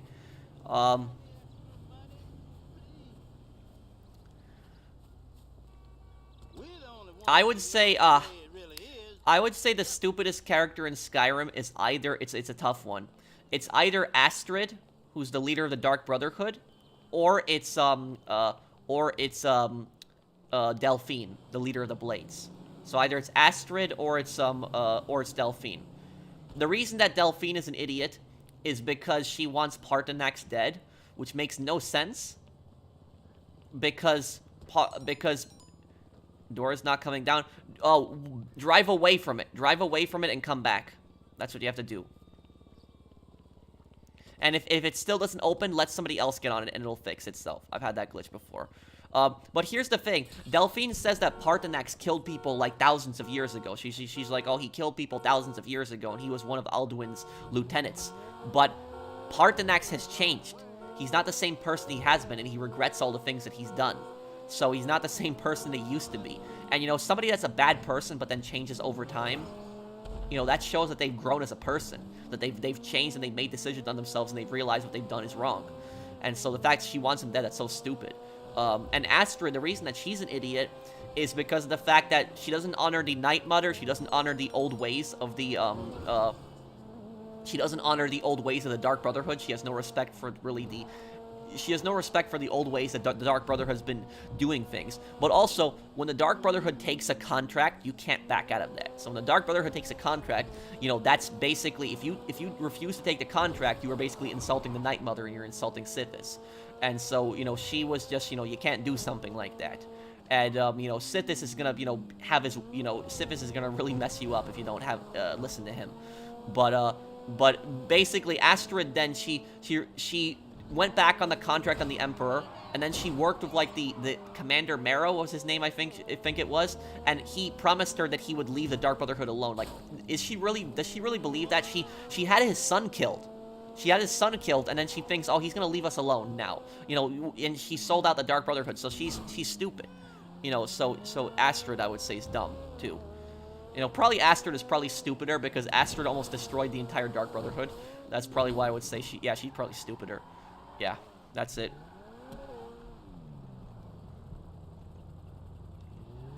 Just noticed, Luis Lopez, GTA, The Ballad of Gay Tony, and Vic Vance's GTA Vice City stories are moral to Dominicans. Yes, they're both Dominican Americans, and they're both pretty moral characters as well.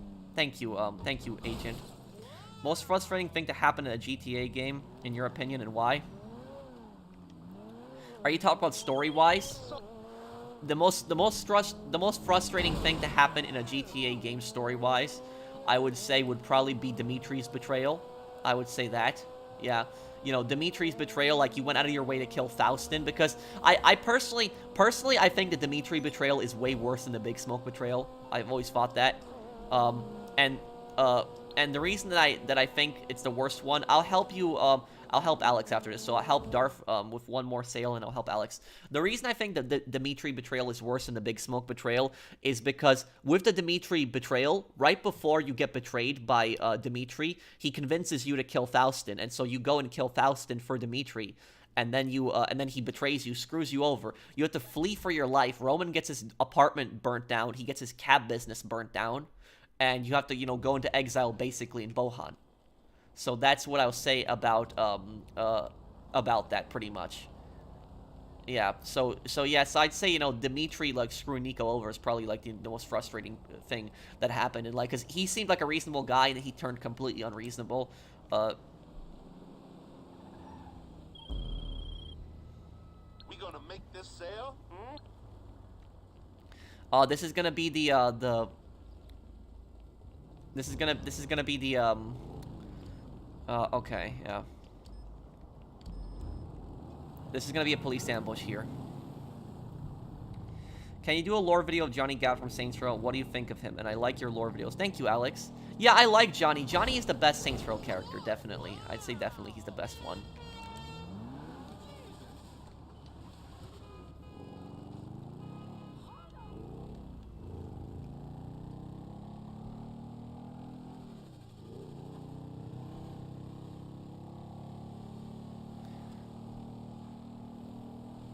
And when Aisha died, you can see how much that bothered Johnny.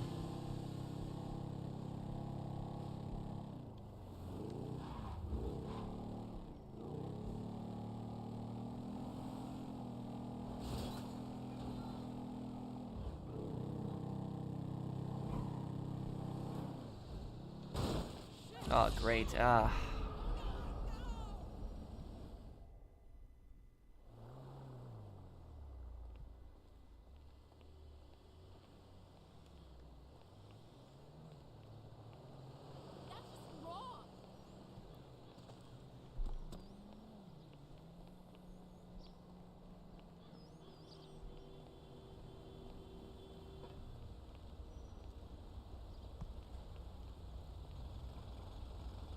If Dimitri is still alive on GTA 5, Dimitri kidnapping Michael's kids and Trevor, no, but Trevor will be super raged and rip Dimitri's head off. Yeah.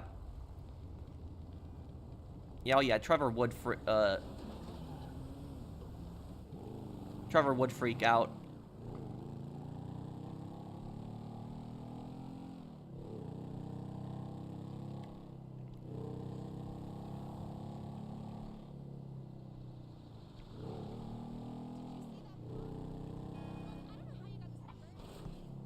Let me see here, one thing here. What's your problem, girl? I'm a winner. Thoughts on emulation? I'm perfectly fine with the project. Okay.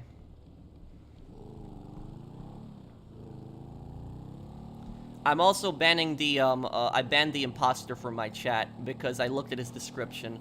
So I'm, you know, took care of that account there. So yeah, I don't mind people being fans of me, but like, you know, don't, you know, don't write stupid things like that.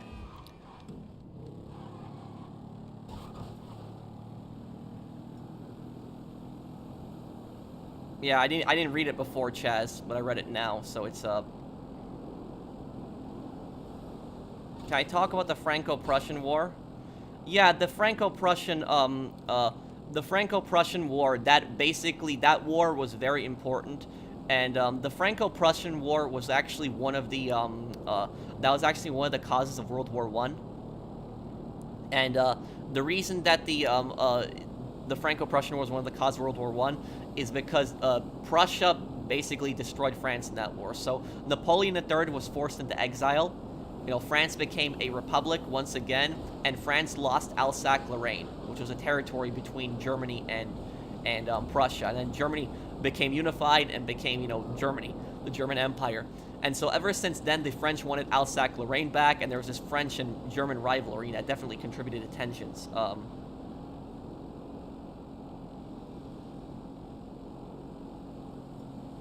Yeah, it was bad, Fernando.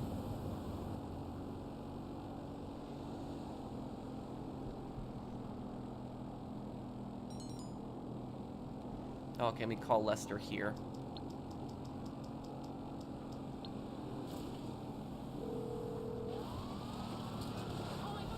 What's up, pal? I take it this isn't purely a social call. Well, there's a DLC where Hal or Lester tells the player, Sess and KDJ have been ripping them off and they get killed as a result. I'd love that. Yeah. Well, but then how would you do auto shop contracts, though, right? No problem, WRV. Okay, I'm heading over to the drop here.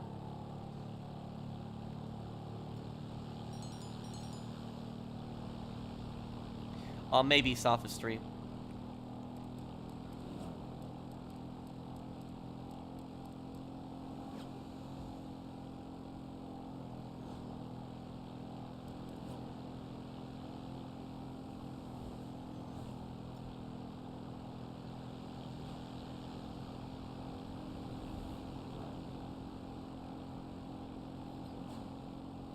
Let's get over here. Okay. 0.7 miles left. Okay. I got this.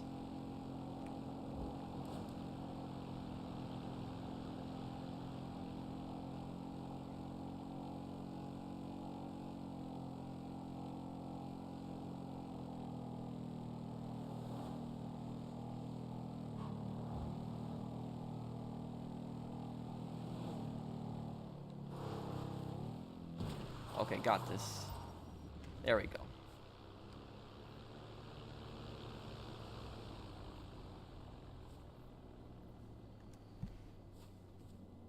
By the way, it's Prussia, not Prussia, not to be rude.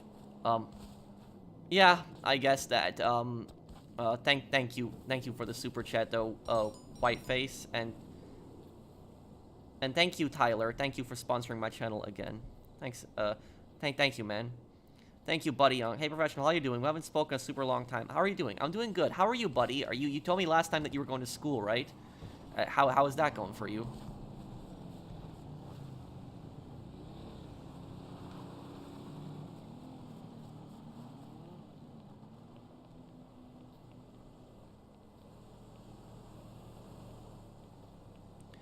Want to do an auto shop contract? Maybe we could do that since it's triple money. Moody Man, I'm just honestly, guys, I'll tell you something. The reason that I don't like doing auto shop contracts, the reason I tend to stay away from them. You guys know why? Because Moody Man and Santa. That's literally the reason why. Because they're so annoying.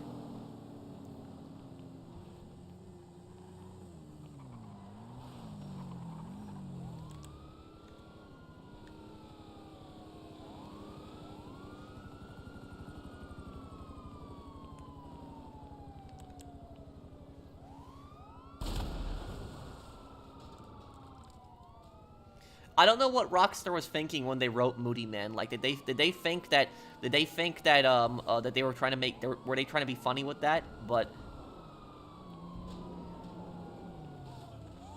PMCs are illegal in a lot of countries. You'd be surprised by that, Boostio. But there's mercenaries exist all over the world. But the two countries that are the most known for mercenaries, at least the largest mercenary groups, are America with Blackwater and Russia with Wagner. And both Blackwater and Wagner are really bad people. So both groups are bad. So it's Wagner has done horrible things in Ukraine. They've killed a lot of people. They have convicts in their mercenary group. Blackwater has done horrible things around the world, and they committed war crimes basically in Iraq. So they did horrible things as well. So Blackwater and Wagner, an American mercenary group, and Wagner, a Russian mercenary group, both, not good guys.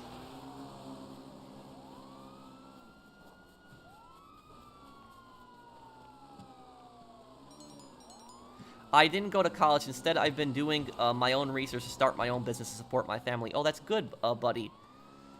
I hope your business goes good for you.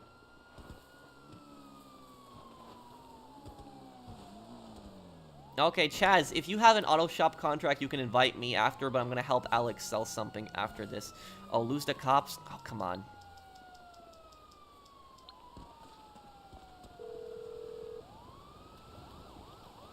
Hey, what? Okay, some other time.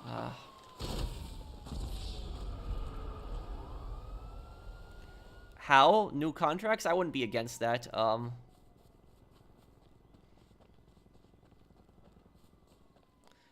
Yeah, I mean, college, it really depends on the person, but, but college is not necessary. So when somebody tells you college is necessary to be successful, don't listen to them.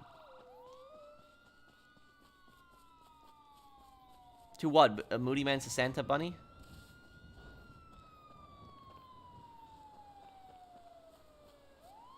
People doing the contracts get annoyed, huh?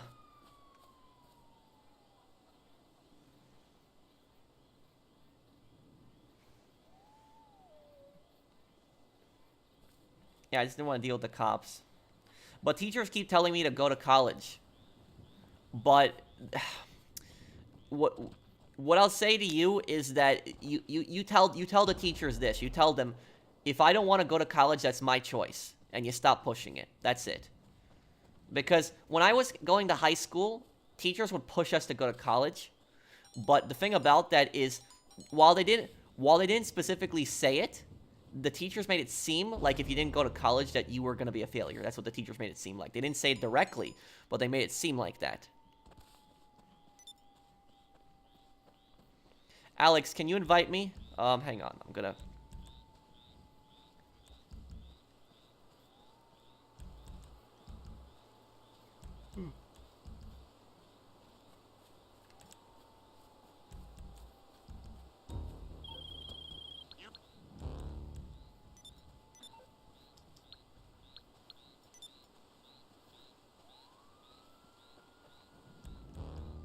Invite me to your business.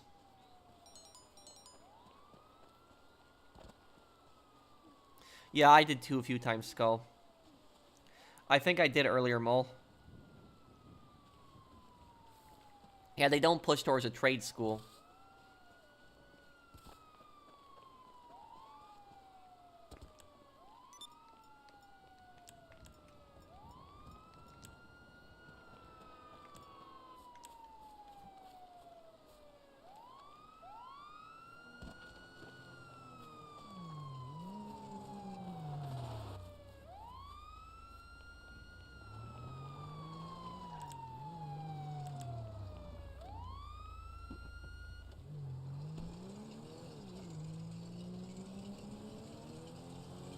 Yeah, and there's nothing wrong with doing tiles. There's nothing wrong with doing tiles or plumbing. Those both are good careers. You get good money.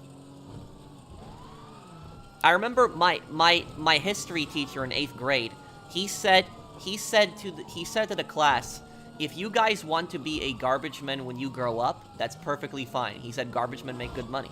I remember he said that. And that was one of the few times I actually heard a teacher actually say that you know, do what you want. You know, you don't, if you don't want to go to college, you don't want to go to college. So that was Can you play GTA Advanced 3D Timeline? I could try to play that one day.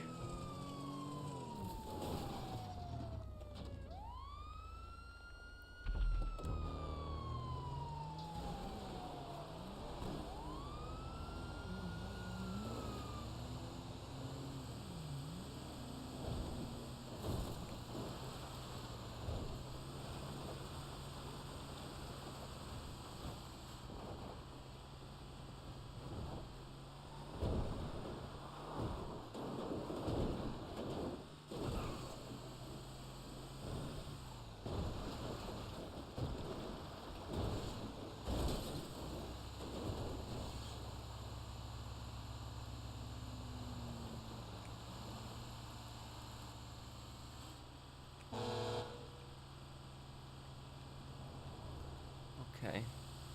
Yeah, I mean, people will, you know, people should generally do what they want to do.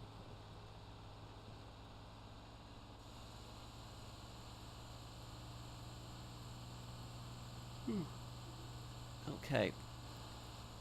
We got 1.50 miles. And garbage truck is not as bad as post-op, at least. Yeah, I'll do the true crime games one day, too.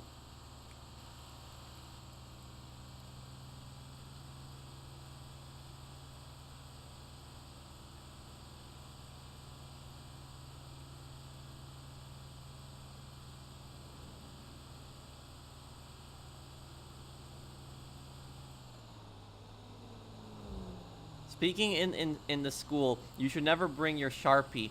Why? Two things. One, because it smells bad, and two, the other students use graffiti. That's why, yeah. Well, yeah, I'll help you with the cocaine business, Alex, and then after that, I will, probably do an auto shop contract, okay?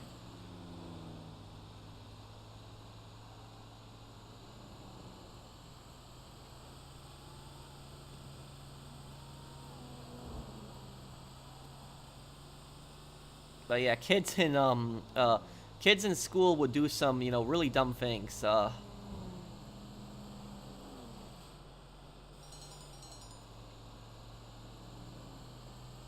India, everyone forced you to go to college. Well, that's not a good way to go about it. Is you know, people should always do what they want to do.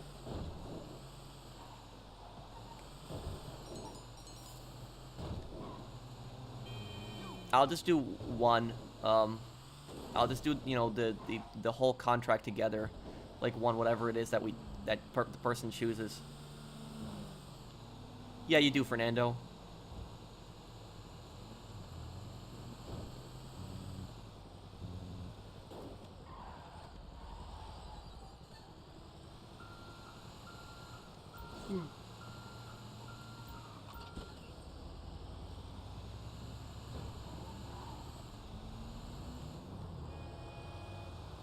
Because teacher yells at me for not bringing Sharpie. I was being a stubborn person, but I learned the lesson.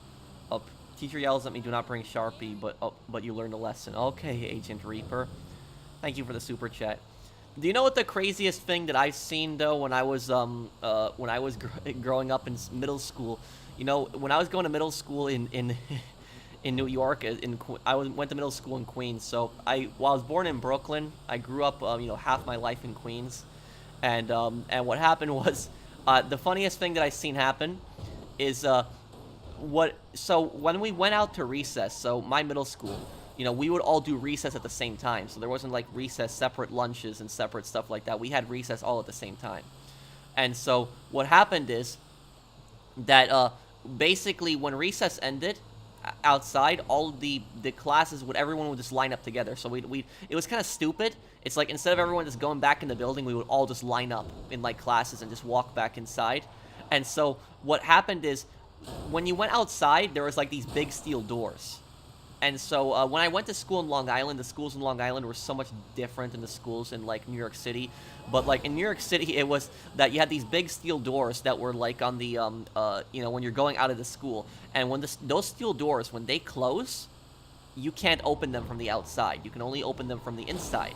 And so what happened is when we were lining up to go back into school. We were lining up to go back into school. These two kids, I remember, they just ran right towards the school. They ran right towards it, and they closed the big steel doors, and they just basically locked hundreds of kids outside. So they locked hundreds of us outside the school. I remember that. I thought that it was kind of funny because because I had math class right after that, and I didn't want to go to math class, and so I thought it was generally funny.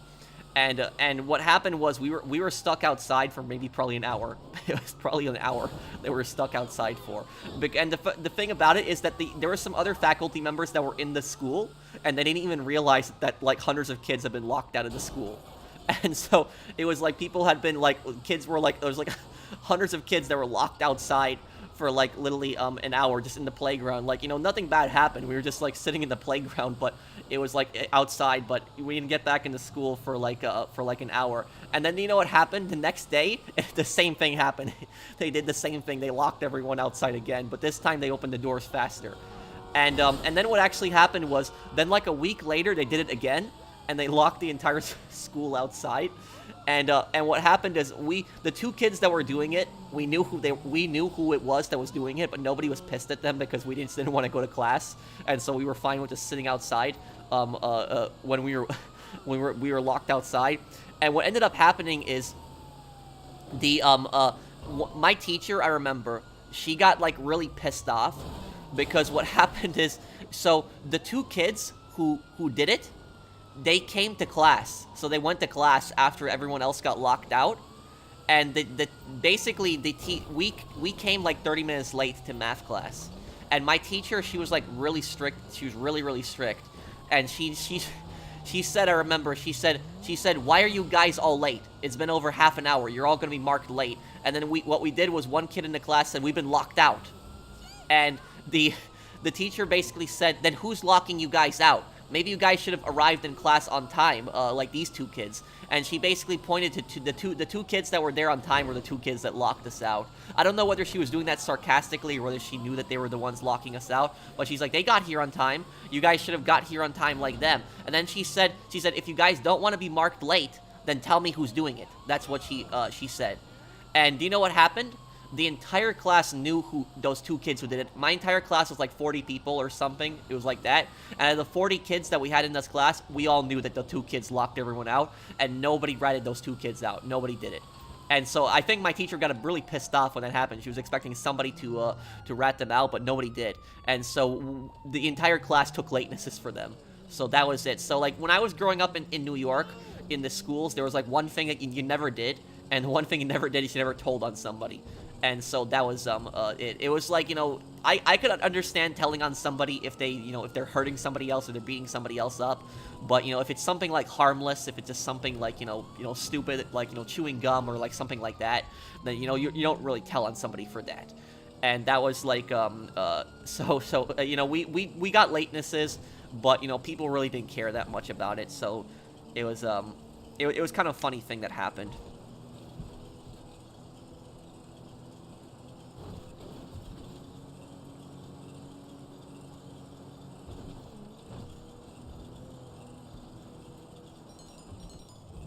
What? Are you being serious, Robbie? Well, I don't know what's going on then, Robbie. I'm sorry that this is happening to you. Imagine if somebody locked all the faculty out. Yeah. You know the thing about that is that we could have just walked around the school. We could have just taken all the kids and just walked around the school and just gone to the front door. And literally the teachers are like, "That's against protocol. We can't do that." It's like, why? It's basically walking around the school and just going to the front door because the front doors were always unlocked. But the back doors would get locked.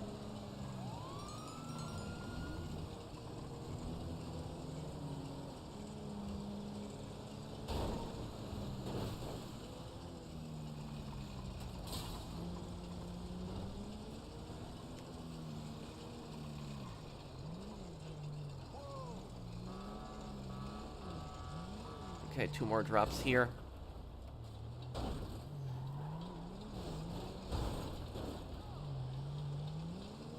Tell us more funny school stories. If I can think of something, I'll tell it. I'll tell you guys this one thing. Let me think about this story again. Basically what happened is, in one of my, wait 1 second, wait, top five biggest scumbags in the GTA games. Yeah, I mean, I could do that one day, top 5 biggest scumbags in the GTA games. It'd be a little bit of a hard list to do, because I wouldn't just be focusing on antagonists, but I'd be focusing on scumbags. I'll tell you guys something. Okay, so, there is this one kid who came to my middle school. And the thing is, my middle school that I grew up in New York City was a pretty rough school. You know, it was a, you had bars in the windows too. You know, it wasn't like the hood, but it was like, you know, it wasn't an amazing school, but it wasn't, you know, a terrible school either, but it was a bit rough at times. And so what happened is there was this one kid who I remember, he moved into the, he came from some, you know, I guess he came from some more fancier district or something like that, because you know what was weird about my school? What was weird about it is that the neighborhood that I lived in, because it was such tightly packed area, you had people from like all around in that school. Like you had rich kids where their parents were millionaires, and then you had like kids that were very poor, and then you had kids that were like middle class. And basically every kid would just, you know, typically hang out with just, you know, their class, you know, their group of friends. But we had this one kid come in, and, you know, I think he was from some fancier school or something like that, because he always talked about how you know, in his old school, how kids would do things and stuff like that. And it was very different from, like, you know, my school. And he didn't seem to understand that. And so this kid that I went to school with, this kid was, you know, a very big rat. Like, he was just the worst snitch that I've ever seen. Like, I don't know, has anybody ever seen that movie, not the movie, the TV show Recess? Anybody ever seen Recess? You know, like TJ and his friends, like the Disney show. You know that one kid, Randall, on there that's like constantly ratting out on the kids? This kid was like that in a way. And so, you know, it's like, it reminded me so much of Randall. But basically, this kid was such a scumbag. Do you know what he would do? He would tell on kids for chewing gum. If some kid was chewing gum, he'd tell on the kids for that. He literally would do it. Who cares? Who cares? If there's some kids in the hallway when they're not supposed to be in the hallway, he'd tell the teacher, and that's like, who cares? That's completely harmless. That's not. I can understand. Don't get me wrong. I can understand on telling on somebody if somebody's hurting somebody else, if somebody's bullying somebody. You know, go ahead, tell on them. But if somebody's doing something harmless like chewing gum or like, you know, hanging out in the hallways, who cares? But, you know, he would just he went out of his way to, like, you know, rat out on kids for these dumb things. And do you know what ended up happening is, like, one day I'm sitting at the table in the cafeteria, and we had like these really long tables, right? And so I'm sitting at the table, and this I'm sitting with a few kids. They weren't really my friends, but I was cool with them. They had no issue with them. I had no issue with that. I had no issue with them. They had no issue with me. But you know, they knew that they could say anything around me and I wouldn't tell.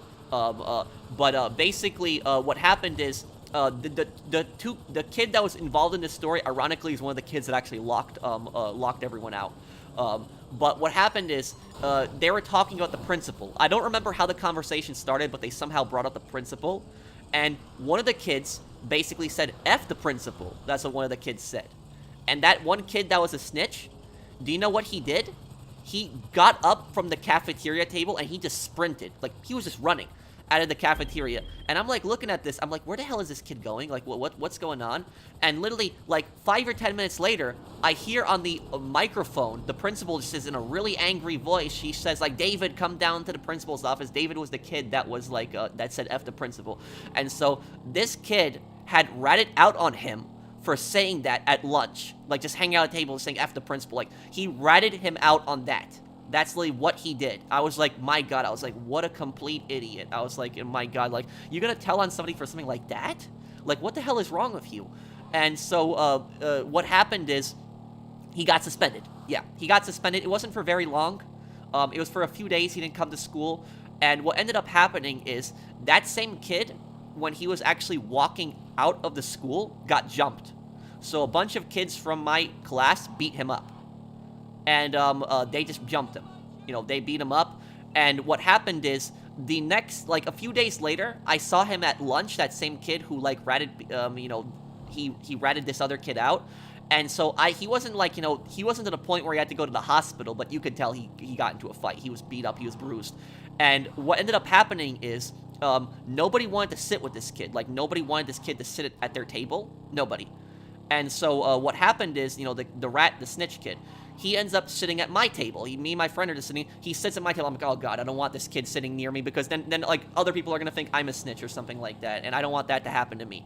And so, what happened is, you know, I told this kid, you know, the kid's name was Zach. He was the kid that was ratting people out.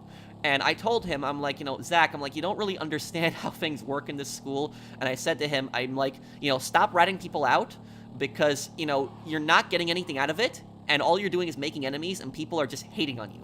You know, I said, it's not too late to stop. You can still get people to like you, you know, to stop, you know, snitching on people. Stop ratting people out. And when I told him that, do you know what his reaction was when I told him to stop snitching on people? I was trying to give him friendly advice. I wasn't being mean to him or anything. I just told him stop snitching on people, because people hate him, which they did. And what happened is, he just stared at me. It was like the most blank stare ever. No emotion. No emotion whatsoever. Just stared at me. Nothing. And no response. He didn't even say one word. The whole thing. Just staring at me. And what ended up happening is, literally, after lunch, I got called down to the assistant principal's office. And the assistant principal said to me, like, he said, Zachary tells me that you're making up false rumors about him and you're saying bad things about him behind his back, Patrick. I expected better from you. That's what the principal said. So he ratted me out for that. All I did was I told him to stop ratting people out, and he literally snitched on me for that. I literally told him that he's just getting people pissed off, and that's what he snitched on me for. So this is like one of the most annoying kids that I've ever dealt with. And like, you know, just, you know, like when I watch that TV show Recess and I see that one kid, Randall, like, Miss Finster, like, I literally think of this kid.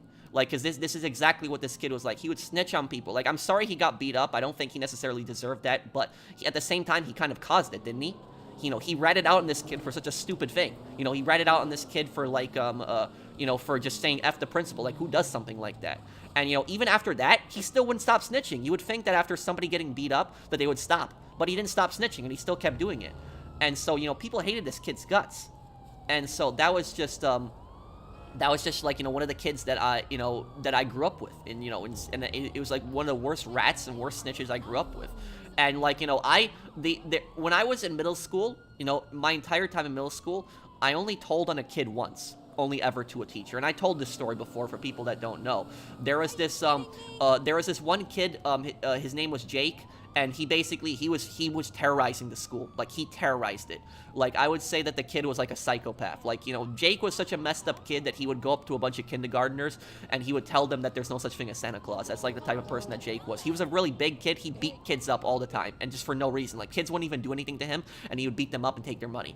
So that was like, generally in my school, how it was is that if you got into a fight, if you got beat up, generally you were somehow involved. That's basically how it was. Generally, like, something led up to something that caused you to get beat up. That's generally how it was in my school. But Jake, on the other hand, was an exception to that, because Jake, you wouldn't do anything to him and he'd just beat you up. Thankfully, I never got attacked by him.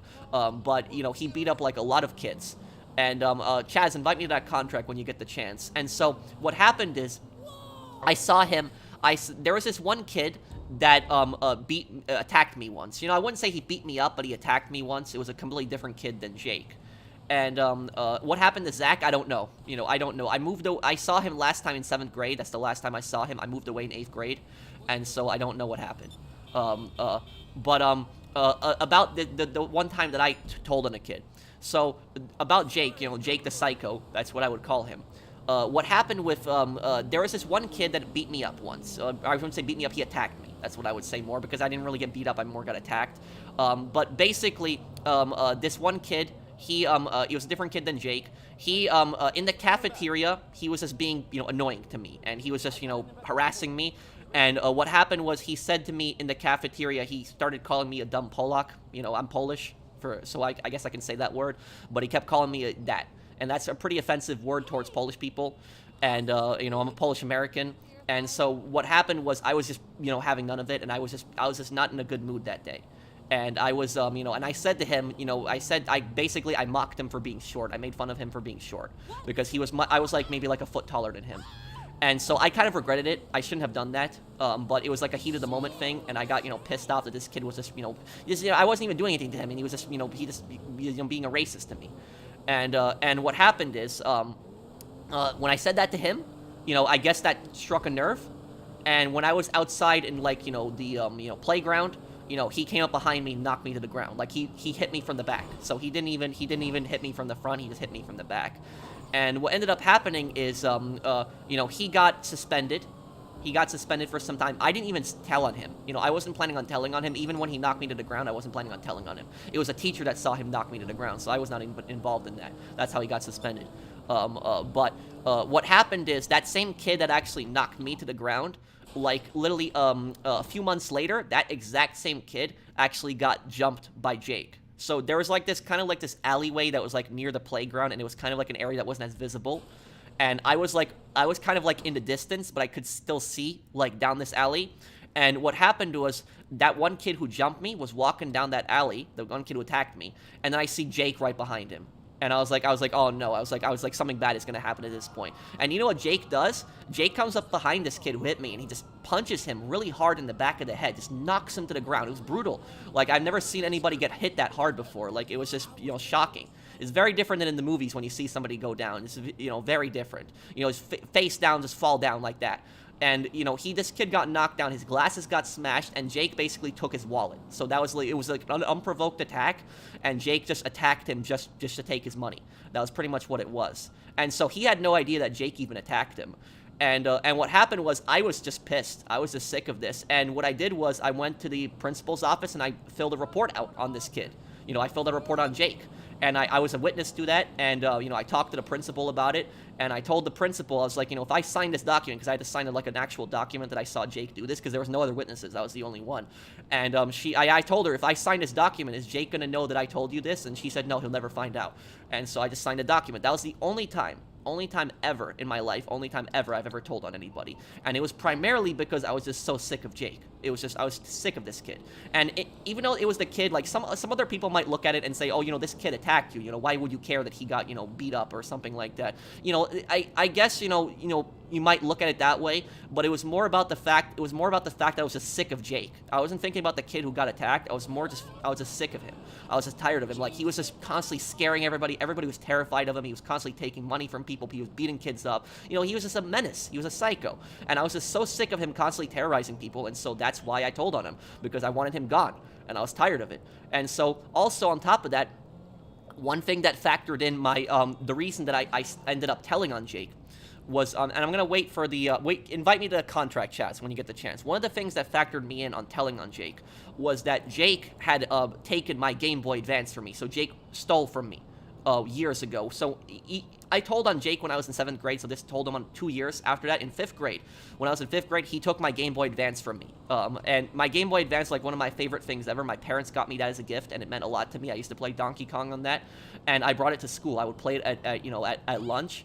And what happened was I had it in my lunch bag in the closet. Like, we basically had this big closet in our classroom, and anybody could open the closet, so it wasn't locked.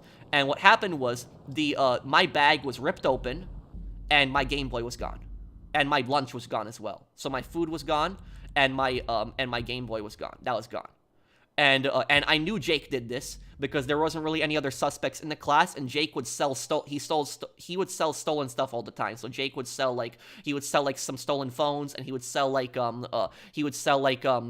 stolen Game Boys, and he would sell like PSPs later on and stuff like that. And so I was like, I knew Jake did this.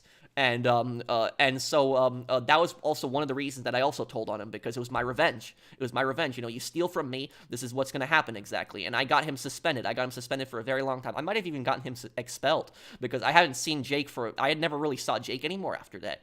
So he was gone. And so I was generally happy about that. That kid who actually beat me up, or attacked me, I should say, he actually found out that I was the one who actually had gotten Jake thrown out. And so he ended up apologizing to me later on. He apologized to me for, hitting me, at that point, and I forgave him. But, when it comes to Jake, that kid was just, a psycho, a menace, and I was just sick of him. I was sick of him terrorizing people. I was just tired of it, and that's, primarily why I had, told on him. I was just sick of it. I was sick of him, and nobody ever found out in my school ever, who told on Jake. I was the one who did it. And a lot of people were happy about that he was gone. So people were just generally happy. But I never told anybody else that I had, I did that I was the one who got him suspended or expelled. I don't even know. It probably was expelled because I never saw him really again. But it was, yeah. So that was just, and Jake was an idiot. So he was he was a psycho, but he was an idiot. So he would never be able to figure out that I was the one who told on him. He'd never figure that out. I doubt that he would even remember that I was the one that he stole the Game Boy from me.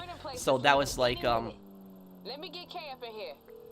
That's what I'll say about it. But the way I see it also is Just got my ass in the hot tub. What I did. Need no invite, baby. What I just can't stand these two characters, Santa and Moody, man. They're so I got annoying. your glass right here, baby. Soon as we done with these bank plates, why don't you just pull up, baby? Maybe.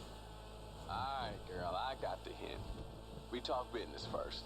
Now hit me with that plan again. This Korean boy we working Yeah, I'm for just is gonna hot. talk in a moment and Been wait for them to texting my finish ass here. all day. I don't understand shit. Alright, we got a tracker on the truck with the plates. We got the virus from our little hacker buddy to disable the security system. All we gotta do is stop this motherfucker. Get the printing plates and get away with our asses intact. Baby, you make this shit digestible as a motherfucker. My God, these And two this Korean characters boy are so gon' terribly pay. written. Hold up. Let me set this tub on energize mode. Oh, yeah, baby. Now I'm ready. Let's do this. My God, who wrote the dialogue for this DLC? But anyways, that was it, what happened with Jake. And the thing is, this is very different than, Zachary. When I was telling the story of Zachary earlier, Zachary was a snitch. He would rat on people for, the dumbest things ever. What I did, I don't consider that ratting. I don't really consider that snitching, what I did. I consider doing the right thing. Because it was the only time I ever told on anybody. And, this kid was a menace. So, he deserved it. He was just constantly hurting people, threatening people, beating kids up, stealing from them. So by me getting this kid thrown out of school, I probably saved a lot of kids, because Jake couldn't hurt any other kids anymore. So that was, Nah, ain't nothing come up with these fools but the last party he at. Never ceases amazed to me the shady ass motherfuckers you meet in the fucking green room at a nightclub. This dude started talking about super dollars and shit, how they the perfect counterfeits, and my ears prick up. Next thing I know, he's asking me if I knew someone who could rob the printing plates off a military convoy.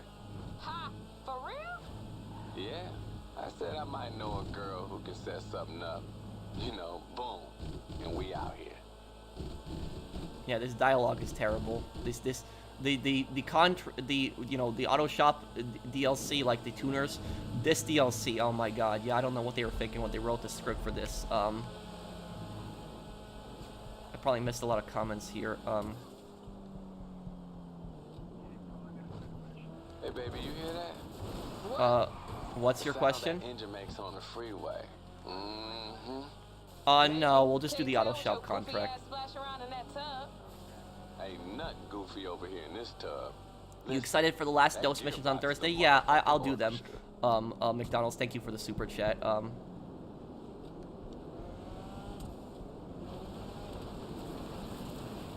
I used to be a big show-off at my high school, and the kids didn't like me that much because of it. After I turned myself around, people loved me more. Well, thank you for the super chat, buddy. Well, it's good that you changed, and, that, I'm happy for you that you changed, and that you, and I hope that your business, I hope that your business does well, that you're starting up.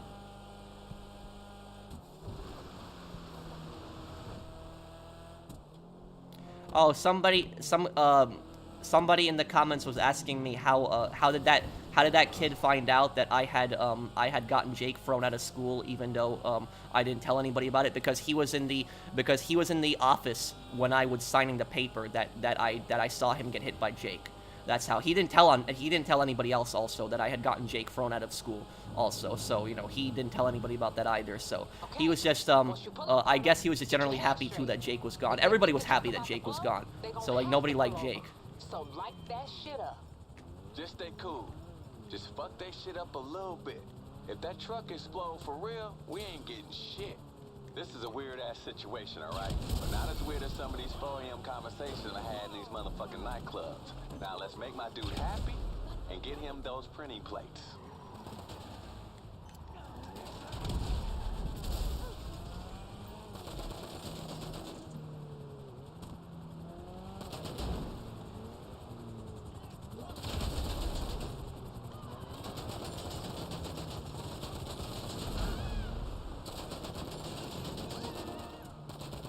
Okay, how do we just stop this thing? I haven't done these contracts in so long, man.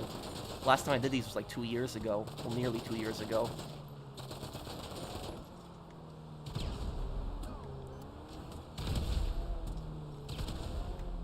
It looks like I started a fire now.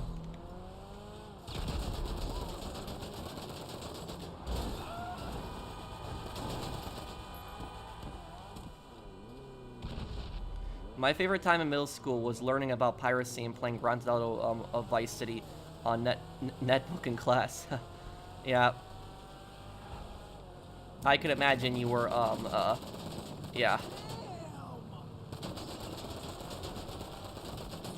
I can imagine playing Vice City, and that'd be a bit of fun.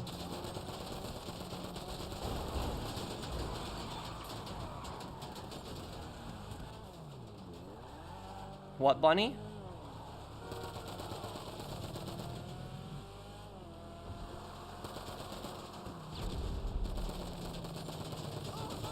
I don't like those Paul brothers. I think that they're, you know, overrated, and I think that they're stupid a lot of times too. Ow.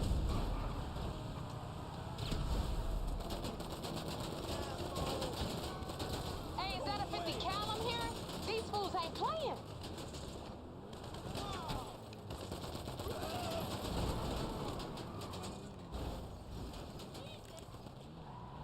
Somebody get on this gun. Yo, if you use explosives on them, be careful. Don't burn them motherfucking plates.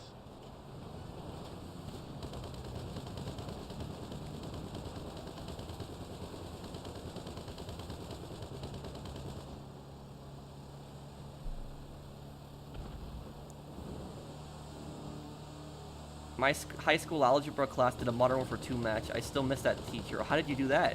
I'm very curious by this. No, I've never been in a fight at school.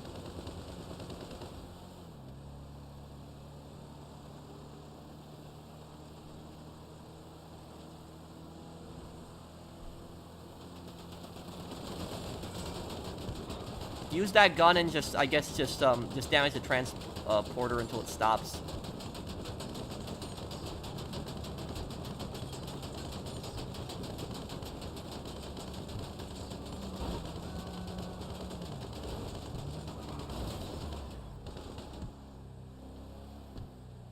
Soon as they're pulling over, y'all better be on their ass. Get in there, get them plates.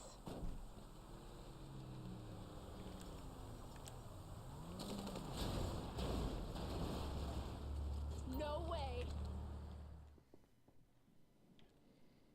Have I had a bad school lunch experience? Y'all Yes. inside? Oh, that's my shit. Don't forget you got that virus. It's the only way you getting past security. Yo, is that it? That was pretty fast, y'all.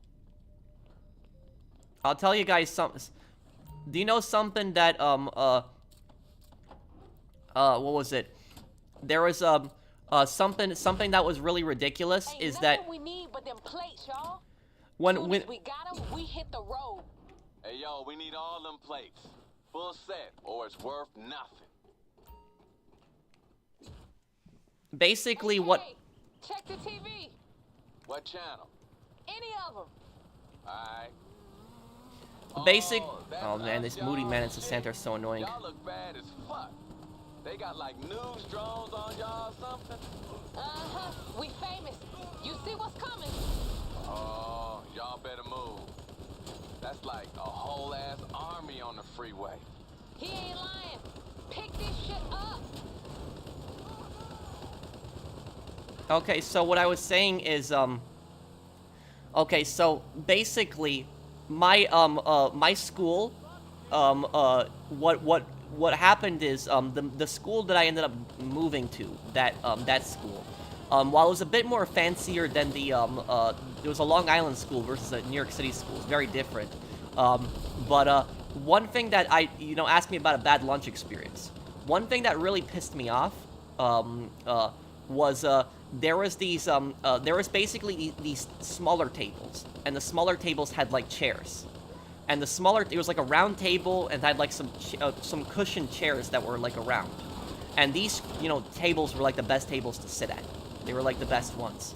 And if you didn't get a seat there, you basically had to sit on either the floor, or you had to sit on, like, this big bench where everybody was, like, tightly packed. Like, it was like everyone was, like, rubbing shoulders against each other. That's, like, how tight this cafeteria was. So, like, the school was very overpopulated, and it was just very tightly packed on that. So if you didn't get the chance to sit at that thing, and what happened was, literally, I remember that me and my friends had, what happened was, I got to one of the tables first, before everyone. And what happened was, me and my friends got there eventually, we put our bags down on the table, and we left, and we went to get our lunch. And when we came back, the chairs were gone. These kids took chairs and, like, moved them to the other side of the cafeteria, and, like, put it to, like, another table just so that they could sit there with their friends. And I said to them, like, guys, you saw our bags were right there. We claimed it first. We were at that table first. And, like, you weren't sitting there. It's like, we had our bags on the table. And then do you know what one of the kids said to me? Too bad, we're sitting here, or whatever. We have the chairs. Like, this nasty attitude to me. And what ended up happening at that point is do you know what I ended up doing that day? The next day after that, to piss those kids off? What I did was, I told my friends that this is not going to happen again. They're not going to take the chairs like this again. And so what I knew, we were trying to figure out, what are we going to do exactly? How are we going to get past these kids? Because these kids kept stealing chairs. I was like, what are we going to do exactly? They're going to take all the chairs again. And we were like thinking in our heads, like, because it was me and my two other friends, so it's three of us. And we didn't take up a lot of chairs, just us three, we just wanted each a chair, that was it. And so we were thinking, like, how exactly are we gonna do this? Because what's gonna happen is, if we take one chair, if I sit down at the table, right, and I wait for my other two friends to get lunch, they're just gonna take the other two chairs. And so I came up with a genius plan. Do you know what I did? What happened is, I told my two friends to get lunch. And so what I did was, I sat in all three chairs. That's literally what I did. I literally I put all the three chairs together, and I sat on all three of them. That's exactly what I did. And so what happened is, I told my two friends to get lunch, and then after that, they would just watch the chairs, and I'd get lunch. And so that's pretty much what happened. And when those kids tried to come back and take the chairs, and they were complaining that I was sitting on three chairs at once, and I said, well, too bad. That's literally what I said to them. So it's like, they're being rude and nasty to me. I was just saying, why did you take my chair last time? So I took, those three chairs from my friends the next day at lunch. So that's what I did was, so I'm gonna sit on all three chairs at once. And so I put them all together, and I sat on all three. And that's how we, that's how we did it, from stopping the chairs from getting stolen. So that was just it. We could have worked something out. They could have, it's just so messed up. It's like, okay, we weren't sitting at the table, but you saw that our bags were there. We claimed the table first. We got there first. And the fact that, they didn't want to move our bags because they knew that moving our bags would be touching our property. And so they thought, oh, we'll just take the chairs instead. They just took the chairs and just moved it to another table. And that was just really annoying. And so if you didn't get those chairs, you had to sit on the floor, or you had to sit at the, in the, like, the really tightly packed, like a table. And so that was just my strategy. What I started doing is I just started sitting on all three chairs, because I knew they were gonna, like, I knew they were gonna take them. So that's, the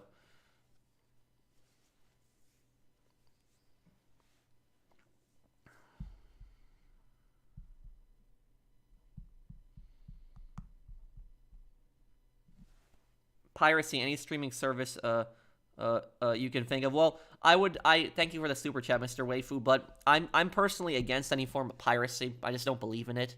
Every single one of my games that I emulate, I own a copy of them, and so that's just me personally. Is I just don't agree with piracy. I just think that it's wrong. I appreciate the super chat, though. There was someone in middle school who had a crush on me, and I was like, why me? She tried to get my attention, but I would avoid her since I was shy. She would eventually give up. Well, the thing about that is that it's not for everyone. If somebody, like, I don't date myself, so, like, if somebody, like, if somebody wants to, if somebody, asks you out or something like that and you say no, that's just pretty much it at that point. But, I think you're a fan of an eye to an eye philosophy. Maybe to an extent. To an extent, Jonathan.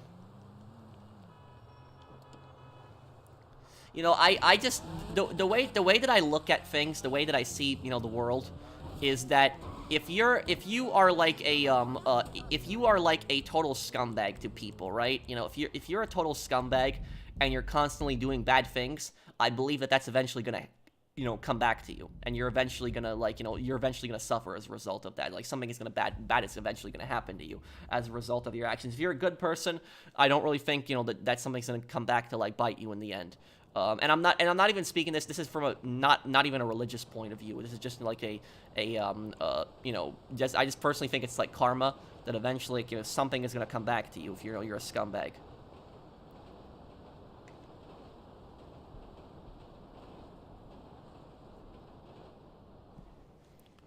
And just invite me, Chaz, whenever you're ready.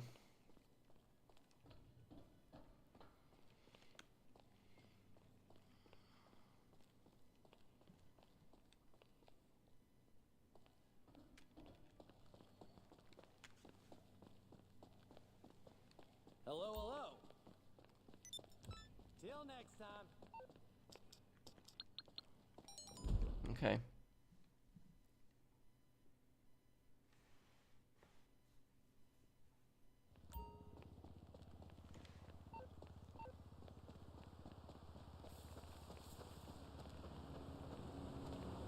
Okay, I'm ready whenever you are.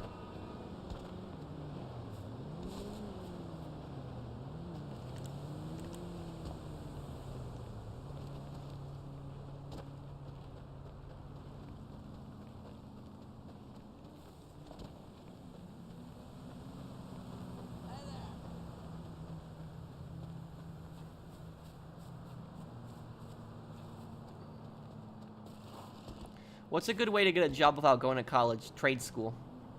I would say that. And there's even good jobs that you can get even without trade school. A little bit harder, but it's, there is, things that you can find.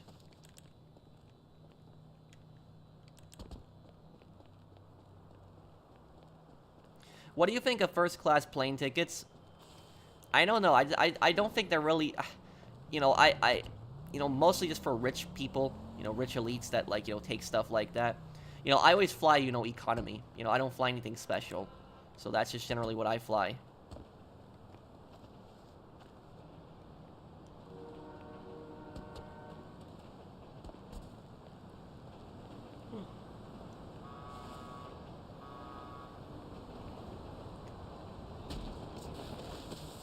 Okay, that's okay, Chaz. I'll wait.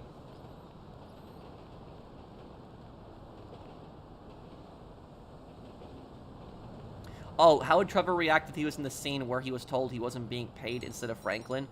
Yeah. You know what I never understood about that scene? You know what I never understood about that? When Franklin and, like, Lamar and Trevor deliver those cars and, like, Molly says you're not getting paid. There's a bunch of things I don't understand about that scene. I don't understand it. The first thing is, I don't understand why Franklin gave the cars up.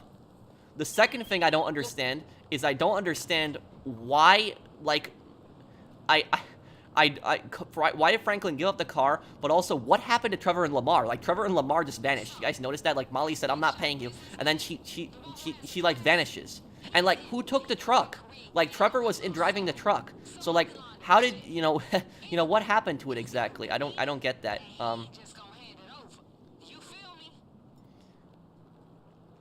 Because I'll tell you something, Trevor would freak out. Like, you know, Trevor was told he's not getting paid. Yeah, Trevor would freak out.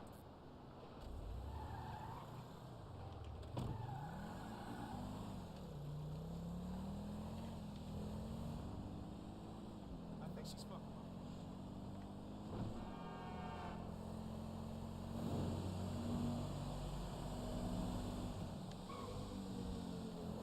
Oh shit! A guy this shady bound to be looking over his shoulder. My guess, he's got the pass right on him. When you get there, shoot first, search later. You know how it do.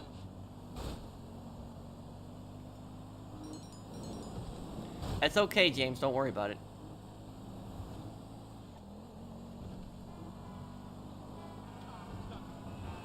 Soon as you got that pass, we get the fuck out of there. Take the elevator down to the garage and look for his security's vehicle. Probably an SUV. They gotta have some of their gear. Pauper means slang rich accent people, poor, and I really hate that word. Finesse this bank robbery shit.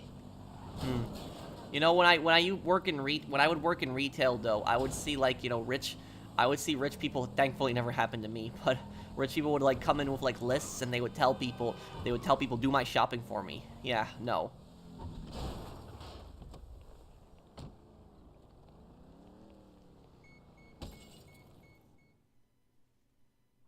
I mean, I don't curse myself really that much because I don't think that it's professional.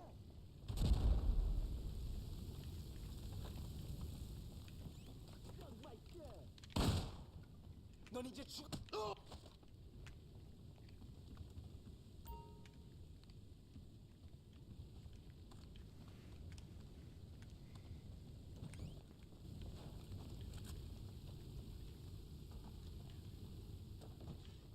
Okay.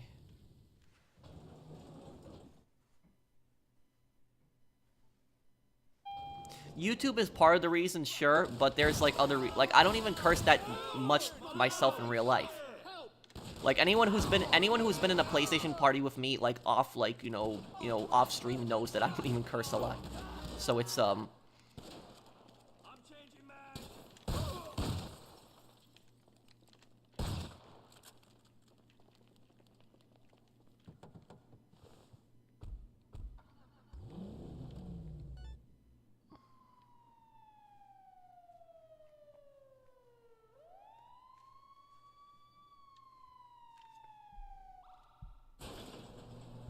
no, Tommy Vercetti is never gonna appear in another GTA game.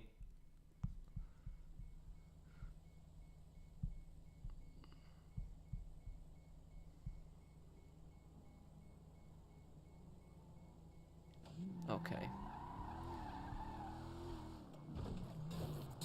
Oh, come on, you are a legendary professional, 100%, nobody's perfect. No, I know, but it's more just like a, it's more like a moral thing. It's more like I just try to be more organized, and so I don't want to, like, you know, curse in my videos and stuff like that generally. Like, I will sometimes say something, like I'll say what the hell, or I'll say like damn it and stuff like that, but, you know, I don't really drop F-bombs personally.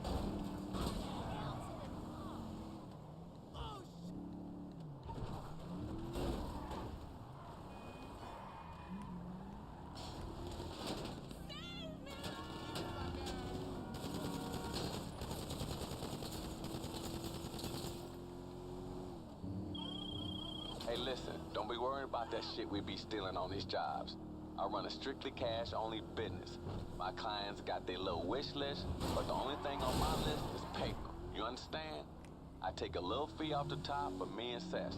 The rest goes to the motherfuckers with their ass on the line. Shit, we all getting rich as fuck.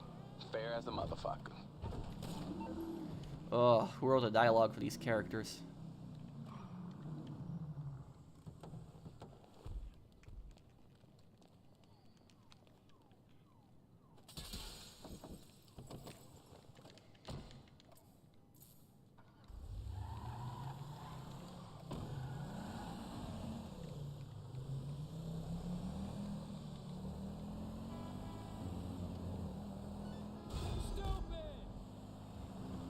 Okay, there we go.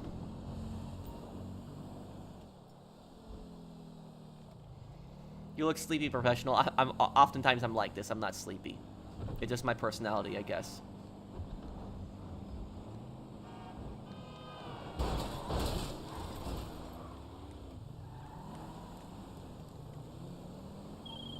Okay, look.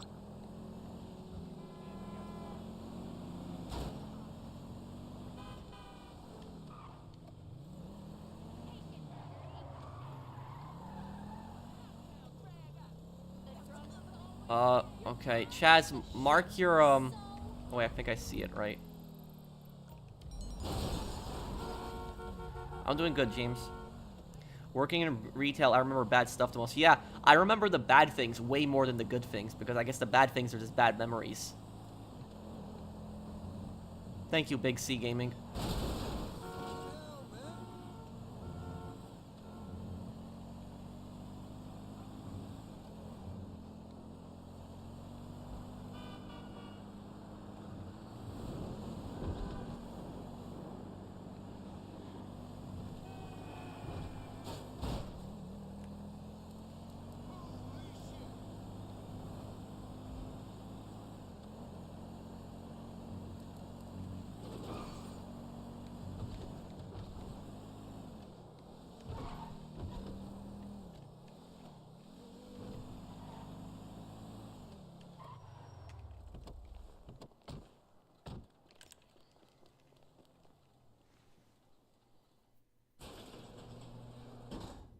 Getting 100% on what, on GTA 5? Yeah, I might do that one day. Still gotta get 100% in this game. I got 100% on PS3 and PS4, but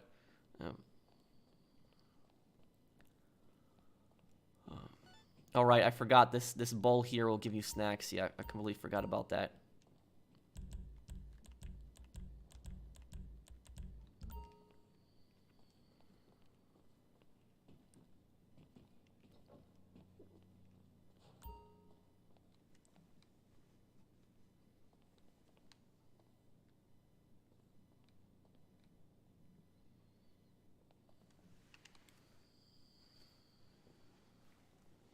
The vault code, okay. I love your ZR350. So happy Rockstar brought it back. Thank you, DL Gaming.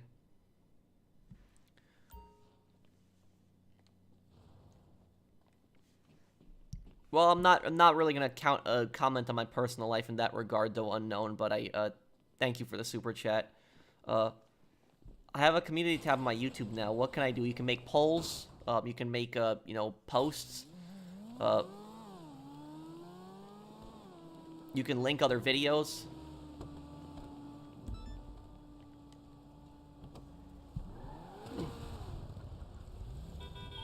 How close are you to 100% in GTA Online, if you can even do that? I don't think you can really 100% GTA Online.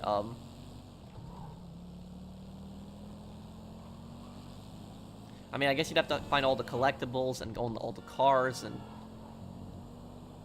schools in the U.S. are dangerous. You can get robbed, but and you can get robbed in any school, any country. So it's it really depends on the school you go to. Some schools are more dangerous than others, but you can get robbed anywhere. Thank you for the super chat.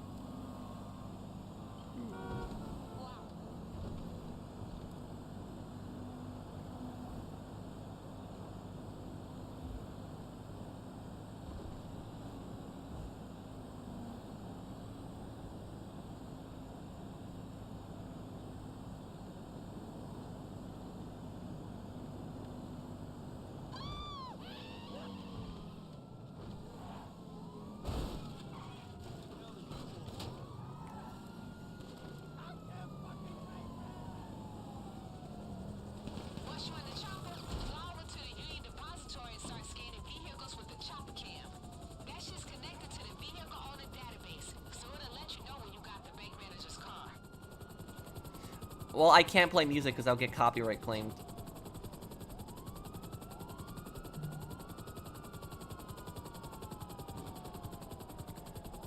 Wait, who boosted you? What happened?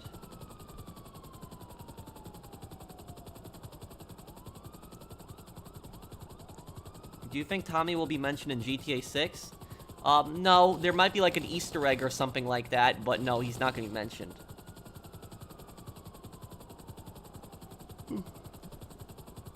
Hi, Professional. Do you recommend New York? I've been planning on going for vacation. Always been my dream to go.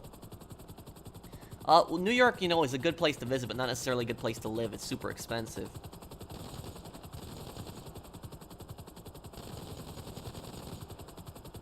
In the final case of Justice for All, you can choose Phoenix Wright to plead guilty or not guilty for Matt Ungard.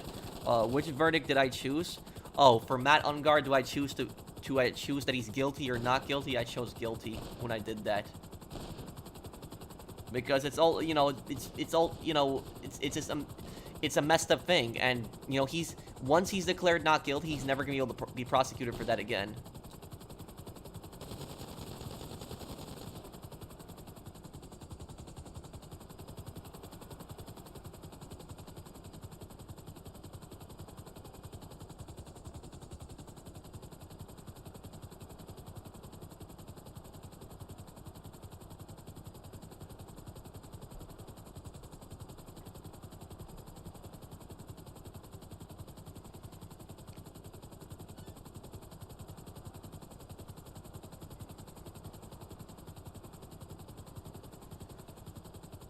Oh, Vice City Stories, yes, I gotta complete that. New York City is a good place to visit, but not necessarily a good place to live, because it's so expensive. It's you look at the taxes, the property value, like, you know, nobody but rich people is gonna buy property, and if you buy property in New York, you're gonna have a mortgage for a good chunk of your life. So...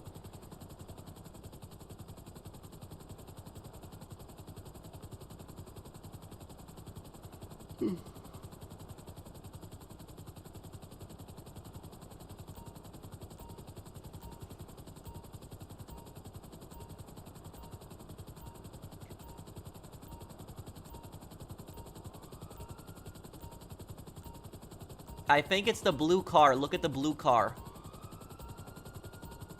Scan the blue car. Oh.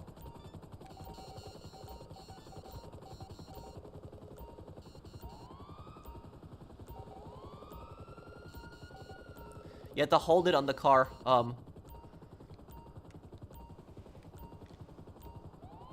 Okay. There we go.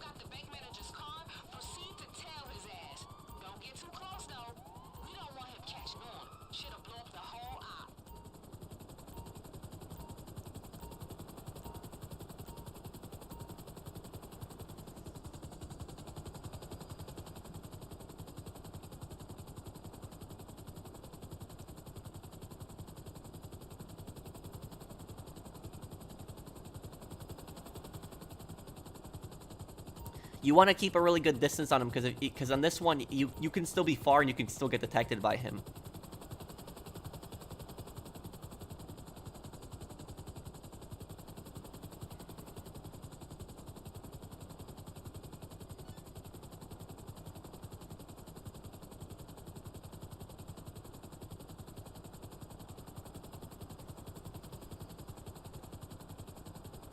Yeah, the blue comment, the car. I remember it was the blue car that the bank manager is in. Hey Pro, it's me, Lovely Mela. I changed my settings on my profile, though. You should know I'm feeling better now. Minor cough, but I'm feeling better. Okay, Lovely. Thank you for the super chat. You got my request the other day, right? Yeah, I mean, I think auto shop contracts should get a buff, personally, always. Keep your distance here. Don't get too close on this.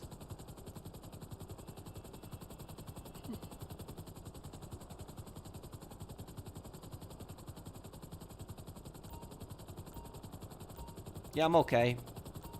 I'm just yawning a little bit, but I'm good.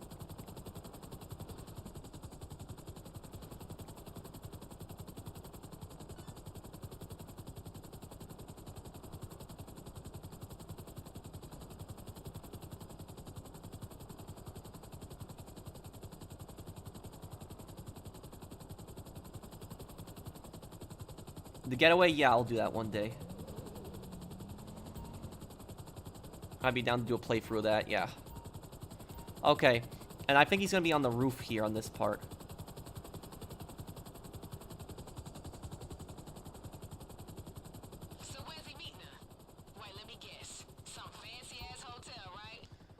Check the roof. This dude. You both cheat and at least be original. Okay, check the balconies, pools, all of it. Then snap a pic of them getting fresh and send it my way. There he is, yeah.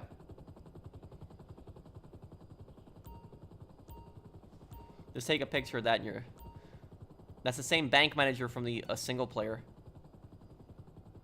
Don't get really close.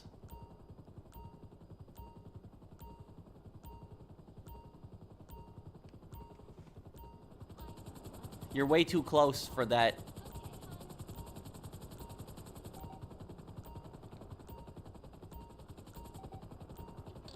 Are you out of your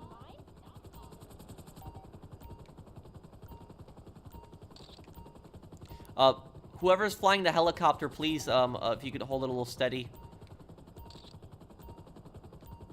Okay, hopefully that's good there. Got it.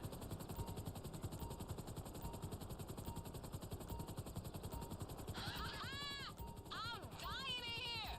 We got him good. I don't know why I keep saying hold square to repel. It's getting a bit annoying.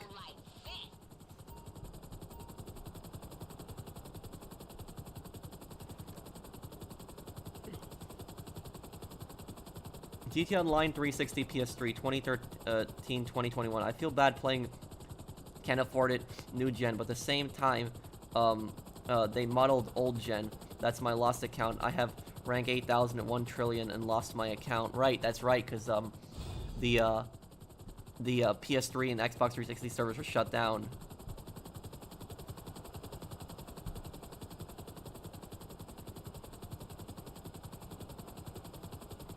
Thank you, Agent Reaper, for the super chat.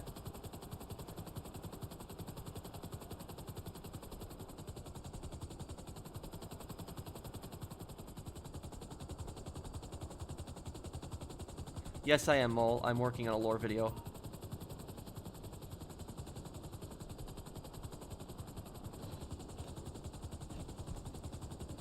Okay. Do you think your character and cast will reset if you constantly doing the UD over and over on the tuner? No, because it's... As long as you're not glitching anything, you're fine. Thank you, Shimon.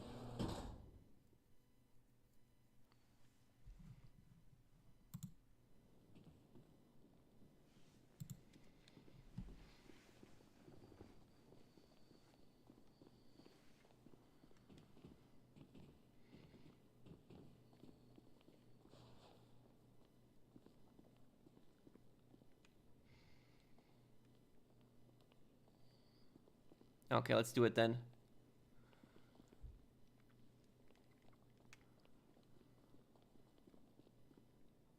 You good? How you doing? Yo, watch yourself.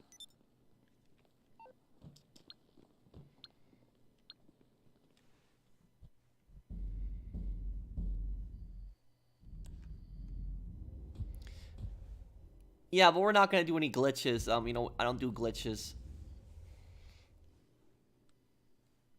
We don't really use the cruise much anymore.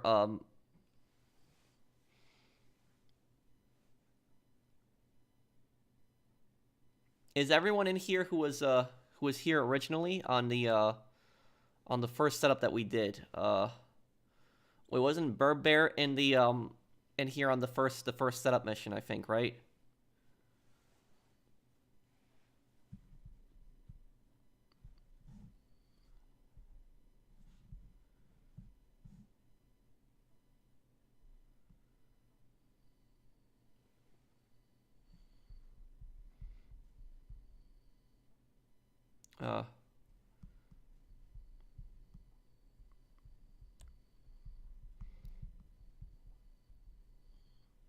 Okay, okay, it was Rico and Zomb. Oh, okay.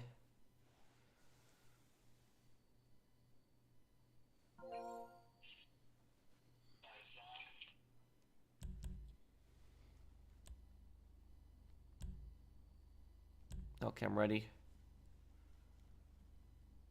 No, I don't hate Dax. Dax can be a little bit annoying, but he's not as bad as Moody Man and Santa, though.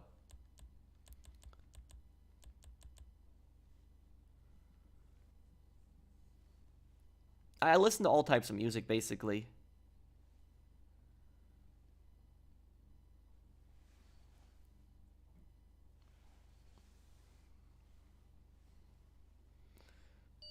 Yeah, I mean, I want GTA 6 to have a really scary, tough antagonist. I don't want him to be like Devin Weston. That was the worst antagonist in the GTA series. Thank you, Agent Reaper. Devin Weston was an embarrassment. Yep.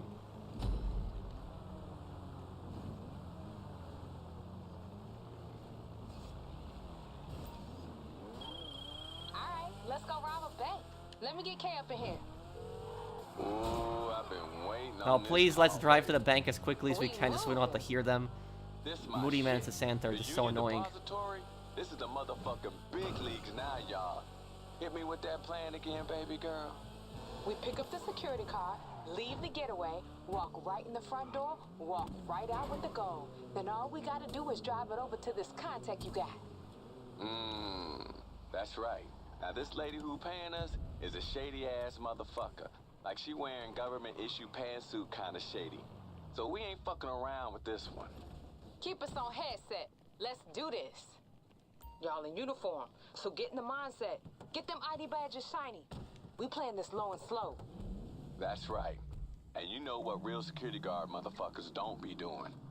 Waving their guns around and shit. You draw down, you as good as caught.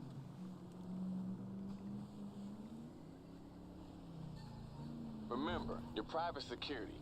Drive through the, who's driving Just right look now? like you itching to shoot someone, but don't know how to flick the safety. Yeah, I think try that, to look like you got a I head think you can just injury go when in you through the failed other way, but whatever. LSPD psych test. You know, you're a little slow.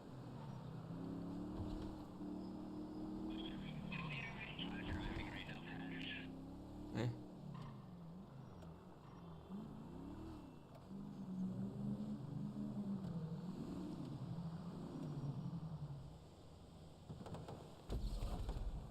Don't say nothing to the guard. Just flash your ID and eyeball that motherfucker. What the hell? We said play that shit cool. Wait, what? Oh, shit gonna get real now.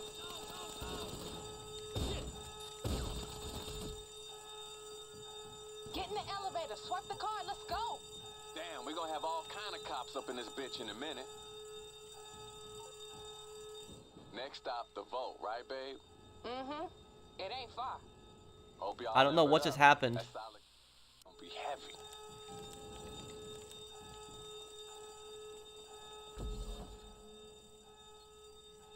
I think it might have been me because I forgot to holster my gun. Oh, okay, well, don't worry about it. We'll get out anyways. We ain't got no time to enjoy this. Get the goal, get moving. Shit, I was just starting to have a little fun. But then again, I ain't got no news team headed all the way up my ass.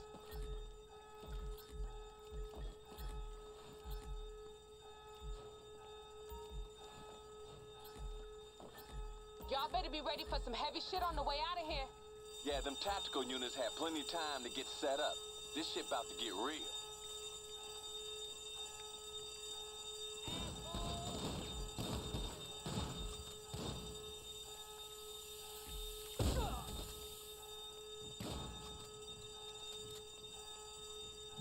Someone didn't take the gold?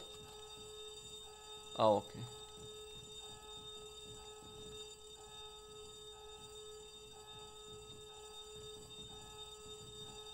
Someone's bag isn't full.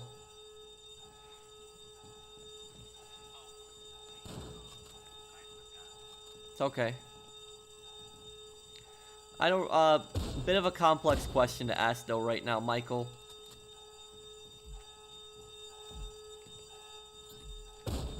Listen, soon as you got as much as you can carry, get the fuck gone. Fuck her up, y'all. They waiting up there.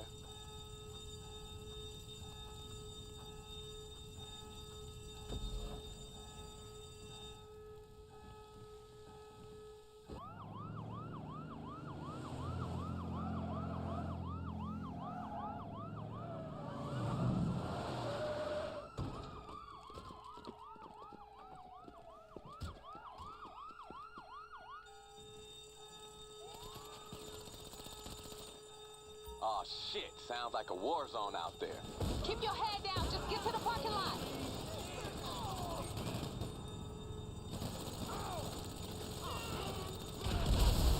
These fools ain't never gonna stop, y'all. Get to the damn car.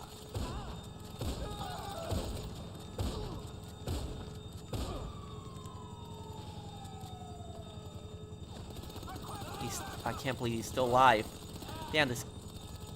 Okay. What was that? Okay, our cars are this way.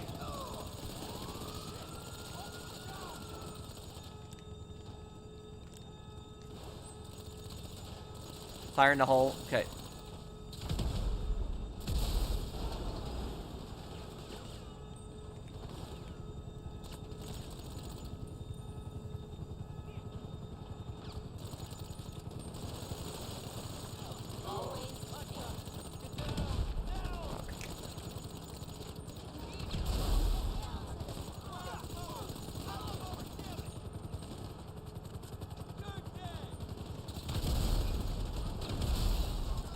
Slowly, when you're going out, they're getting shot up pretty badly now.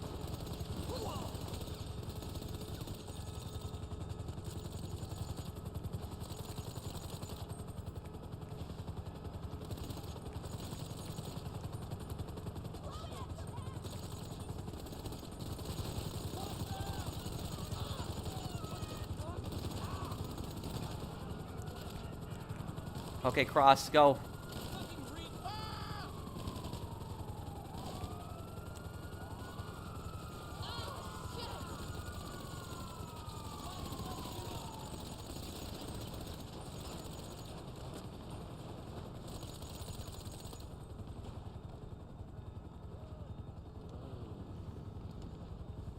What the hell is that sound, y'all? What raggedy ass car y'all driving? Oh, I like the sound of that. Y'all in the car? Try, motherfucker. Oh my god, this dialogue is so bad. Yeah. Y'all put the motherfuckers in your rearview mirror yet? Relax, Kay. This the fun part. Y'all know these fools can't drive for shit. I feel you, but this client is real insistent that her face don't get Might seen as well by go the in the cops. sewers so we can lose them quickly. Ain't no one hit a cop like a cop in a suit. And a good idea.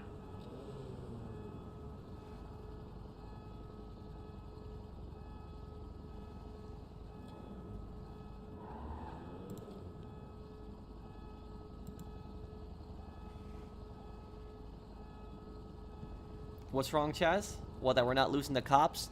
Try to go farther in the tunnel. Hey, how we know this client of yours is legit, Kay? This ain't some entrapment bullshit. She cool, she cool. Oh, we're losing She them need now. us more than we need her. Came to me because I ain't from around here. Ain't no LSPD or any other kind of files on me. I keep my shit protected, baby. Aye, babe. I know you do. If Why she good with you, she good with DYT me. GTA doesn't do returning Why the hell they out that protagonists? shit ton of gold Why do though? I? Why do you Same think reason as GTA doesn't do anybody returning else, baby. protagonists? They have. Different color house. Ha, long as they money green, I'll take it. They have in Church say amen, baby. if you're Amen. talking about like playable, then no. But if you're talking about protagonists appearing in other GTA games, it happens. I mean, Claude appears in San Andreas, but San Andreas is a prequel to GTA 3. Hey, I and don't hear sirens. Damn straight, baby. Let's get this shit dropped off and let's get paid. Chaz, they might be in here. Go the other. Don't go back. Okay. And then Johnny appears in GTA 5. Thank you, Brandon, for the super chat.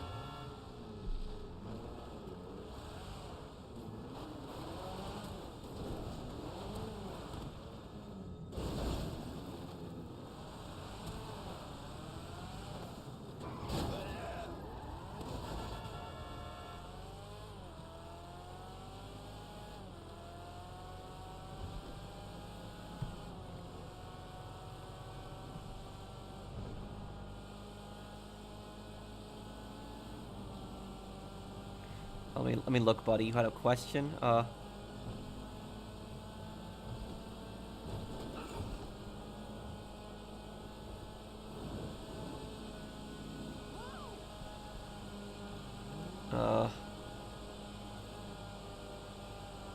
don't see your name here right now. I mean, what was your post earlier, buddy? What did you want to ask? Can you post it again? Have you played any games to Wolfenstein before? And would you play one day? And also, Green Thrush, I hope you're having a great day. I played one of the first Wolfenstein game on the PS4, the one that came out in 2014, I think it was. That one I played. No, I haven't tried Hogwarts Legacy yet.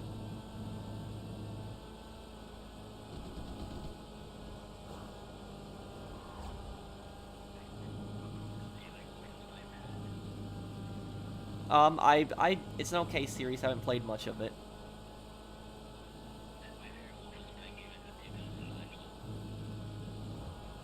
I don't think I played that one.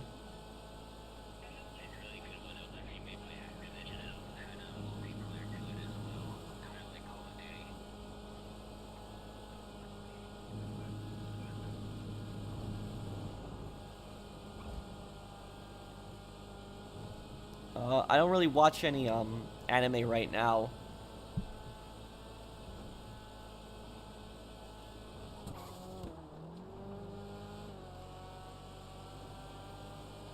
Do I know anyone who subscribed to GTA Plus? I did know people in the past who purchased it, but I don't think I know anyone right now that has it.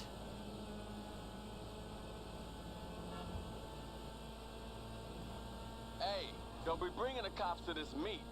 The last thing we need is be pulled into some internal affairs bullshit.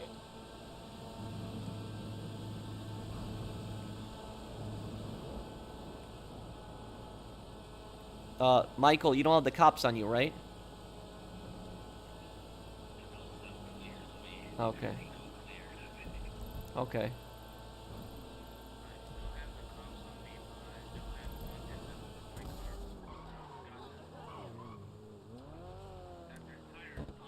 You're gonna have to lose them before you come here, though, Rodriguez.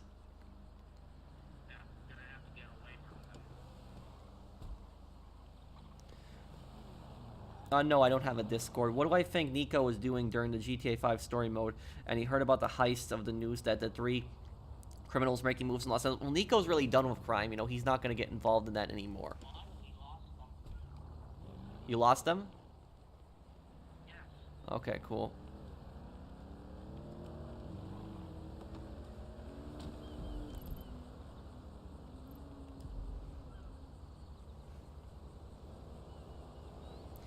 In GTA 6, I'd like to see a more focus on crime.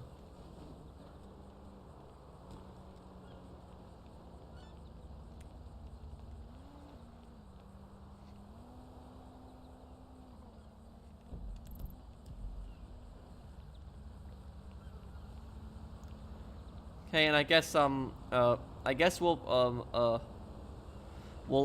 probably be wrapping up this stream here. So I'll probably answer any questions that people have before I go here. But if you guys enjoyed the the stream, do drop a like. It does help me out a lot. There's a fucking payment. These federal fools is timely as shit.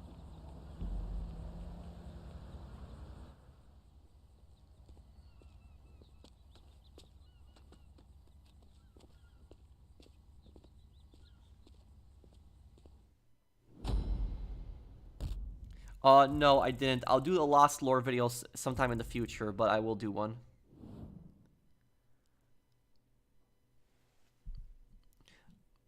What? I just don't like the futuristic games. I just don't like them. I'm not fans of them. The dialogue is terrible on this DLC, the tuners. I think Luis Lopez owns Mason at 9. That's what I'd like to think. I'd like to think that he owns that club and he runs it now. He's probably the manager of that. No, I do Red Dead streams on Fridays.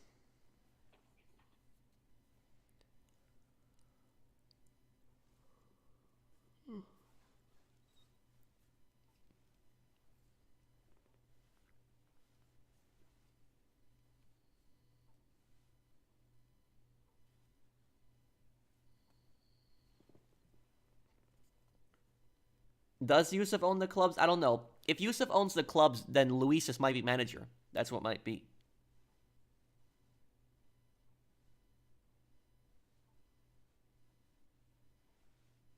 What do you mean, Ian? I don't understand.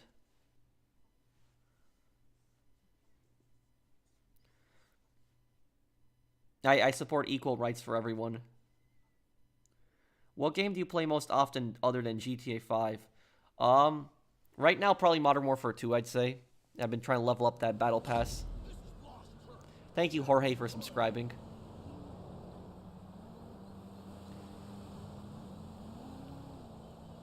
Thank you, Nayan, for subscribing.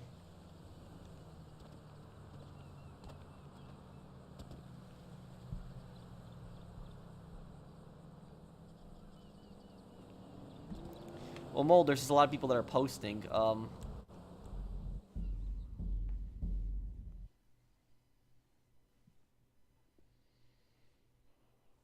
I don't know. I think there only might be like 1 year left of DLC on GT Online. I don't think we're really going to see that much more anymore. Yes, Medal of Honor Frontline, I'll do this June.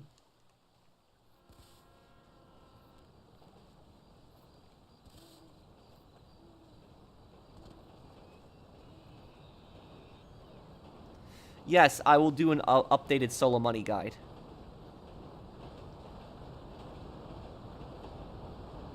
Oh, they're there? Okay, I'll get rid of the bots in that video comments. I'm sorry, I'll block them. They're so annoying.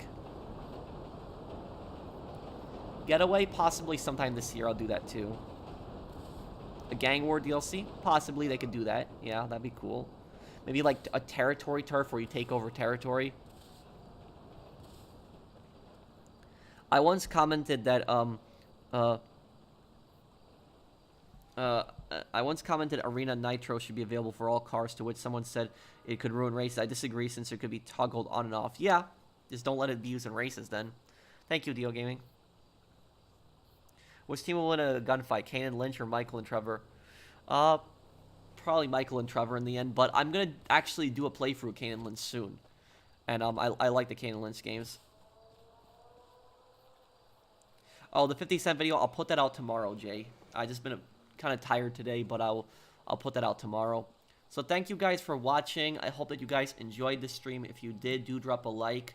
And I will see you guys on the next one. Take care, everyone. Have a wonderful day, guys.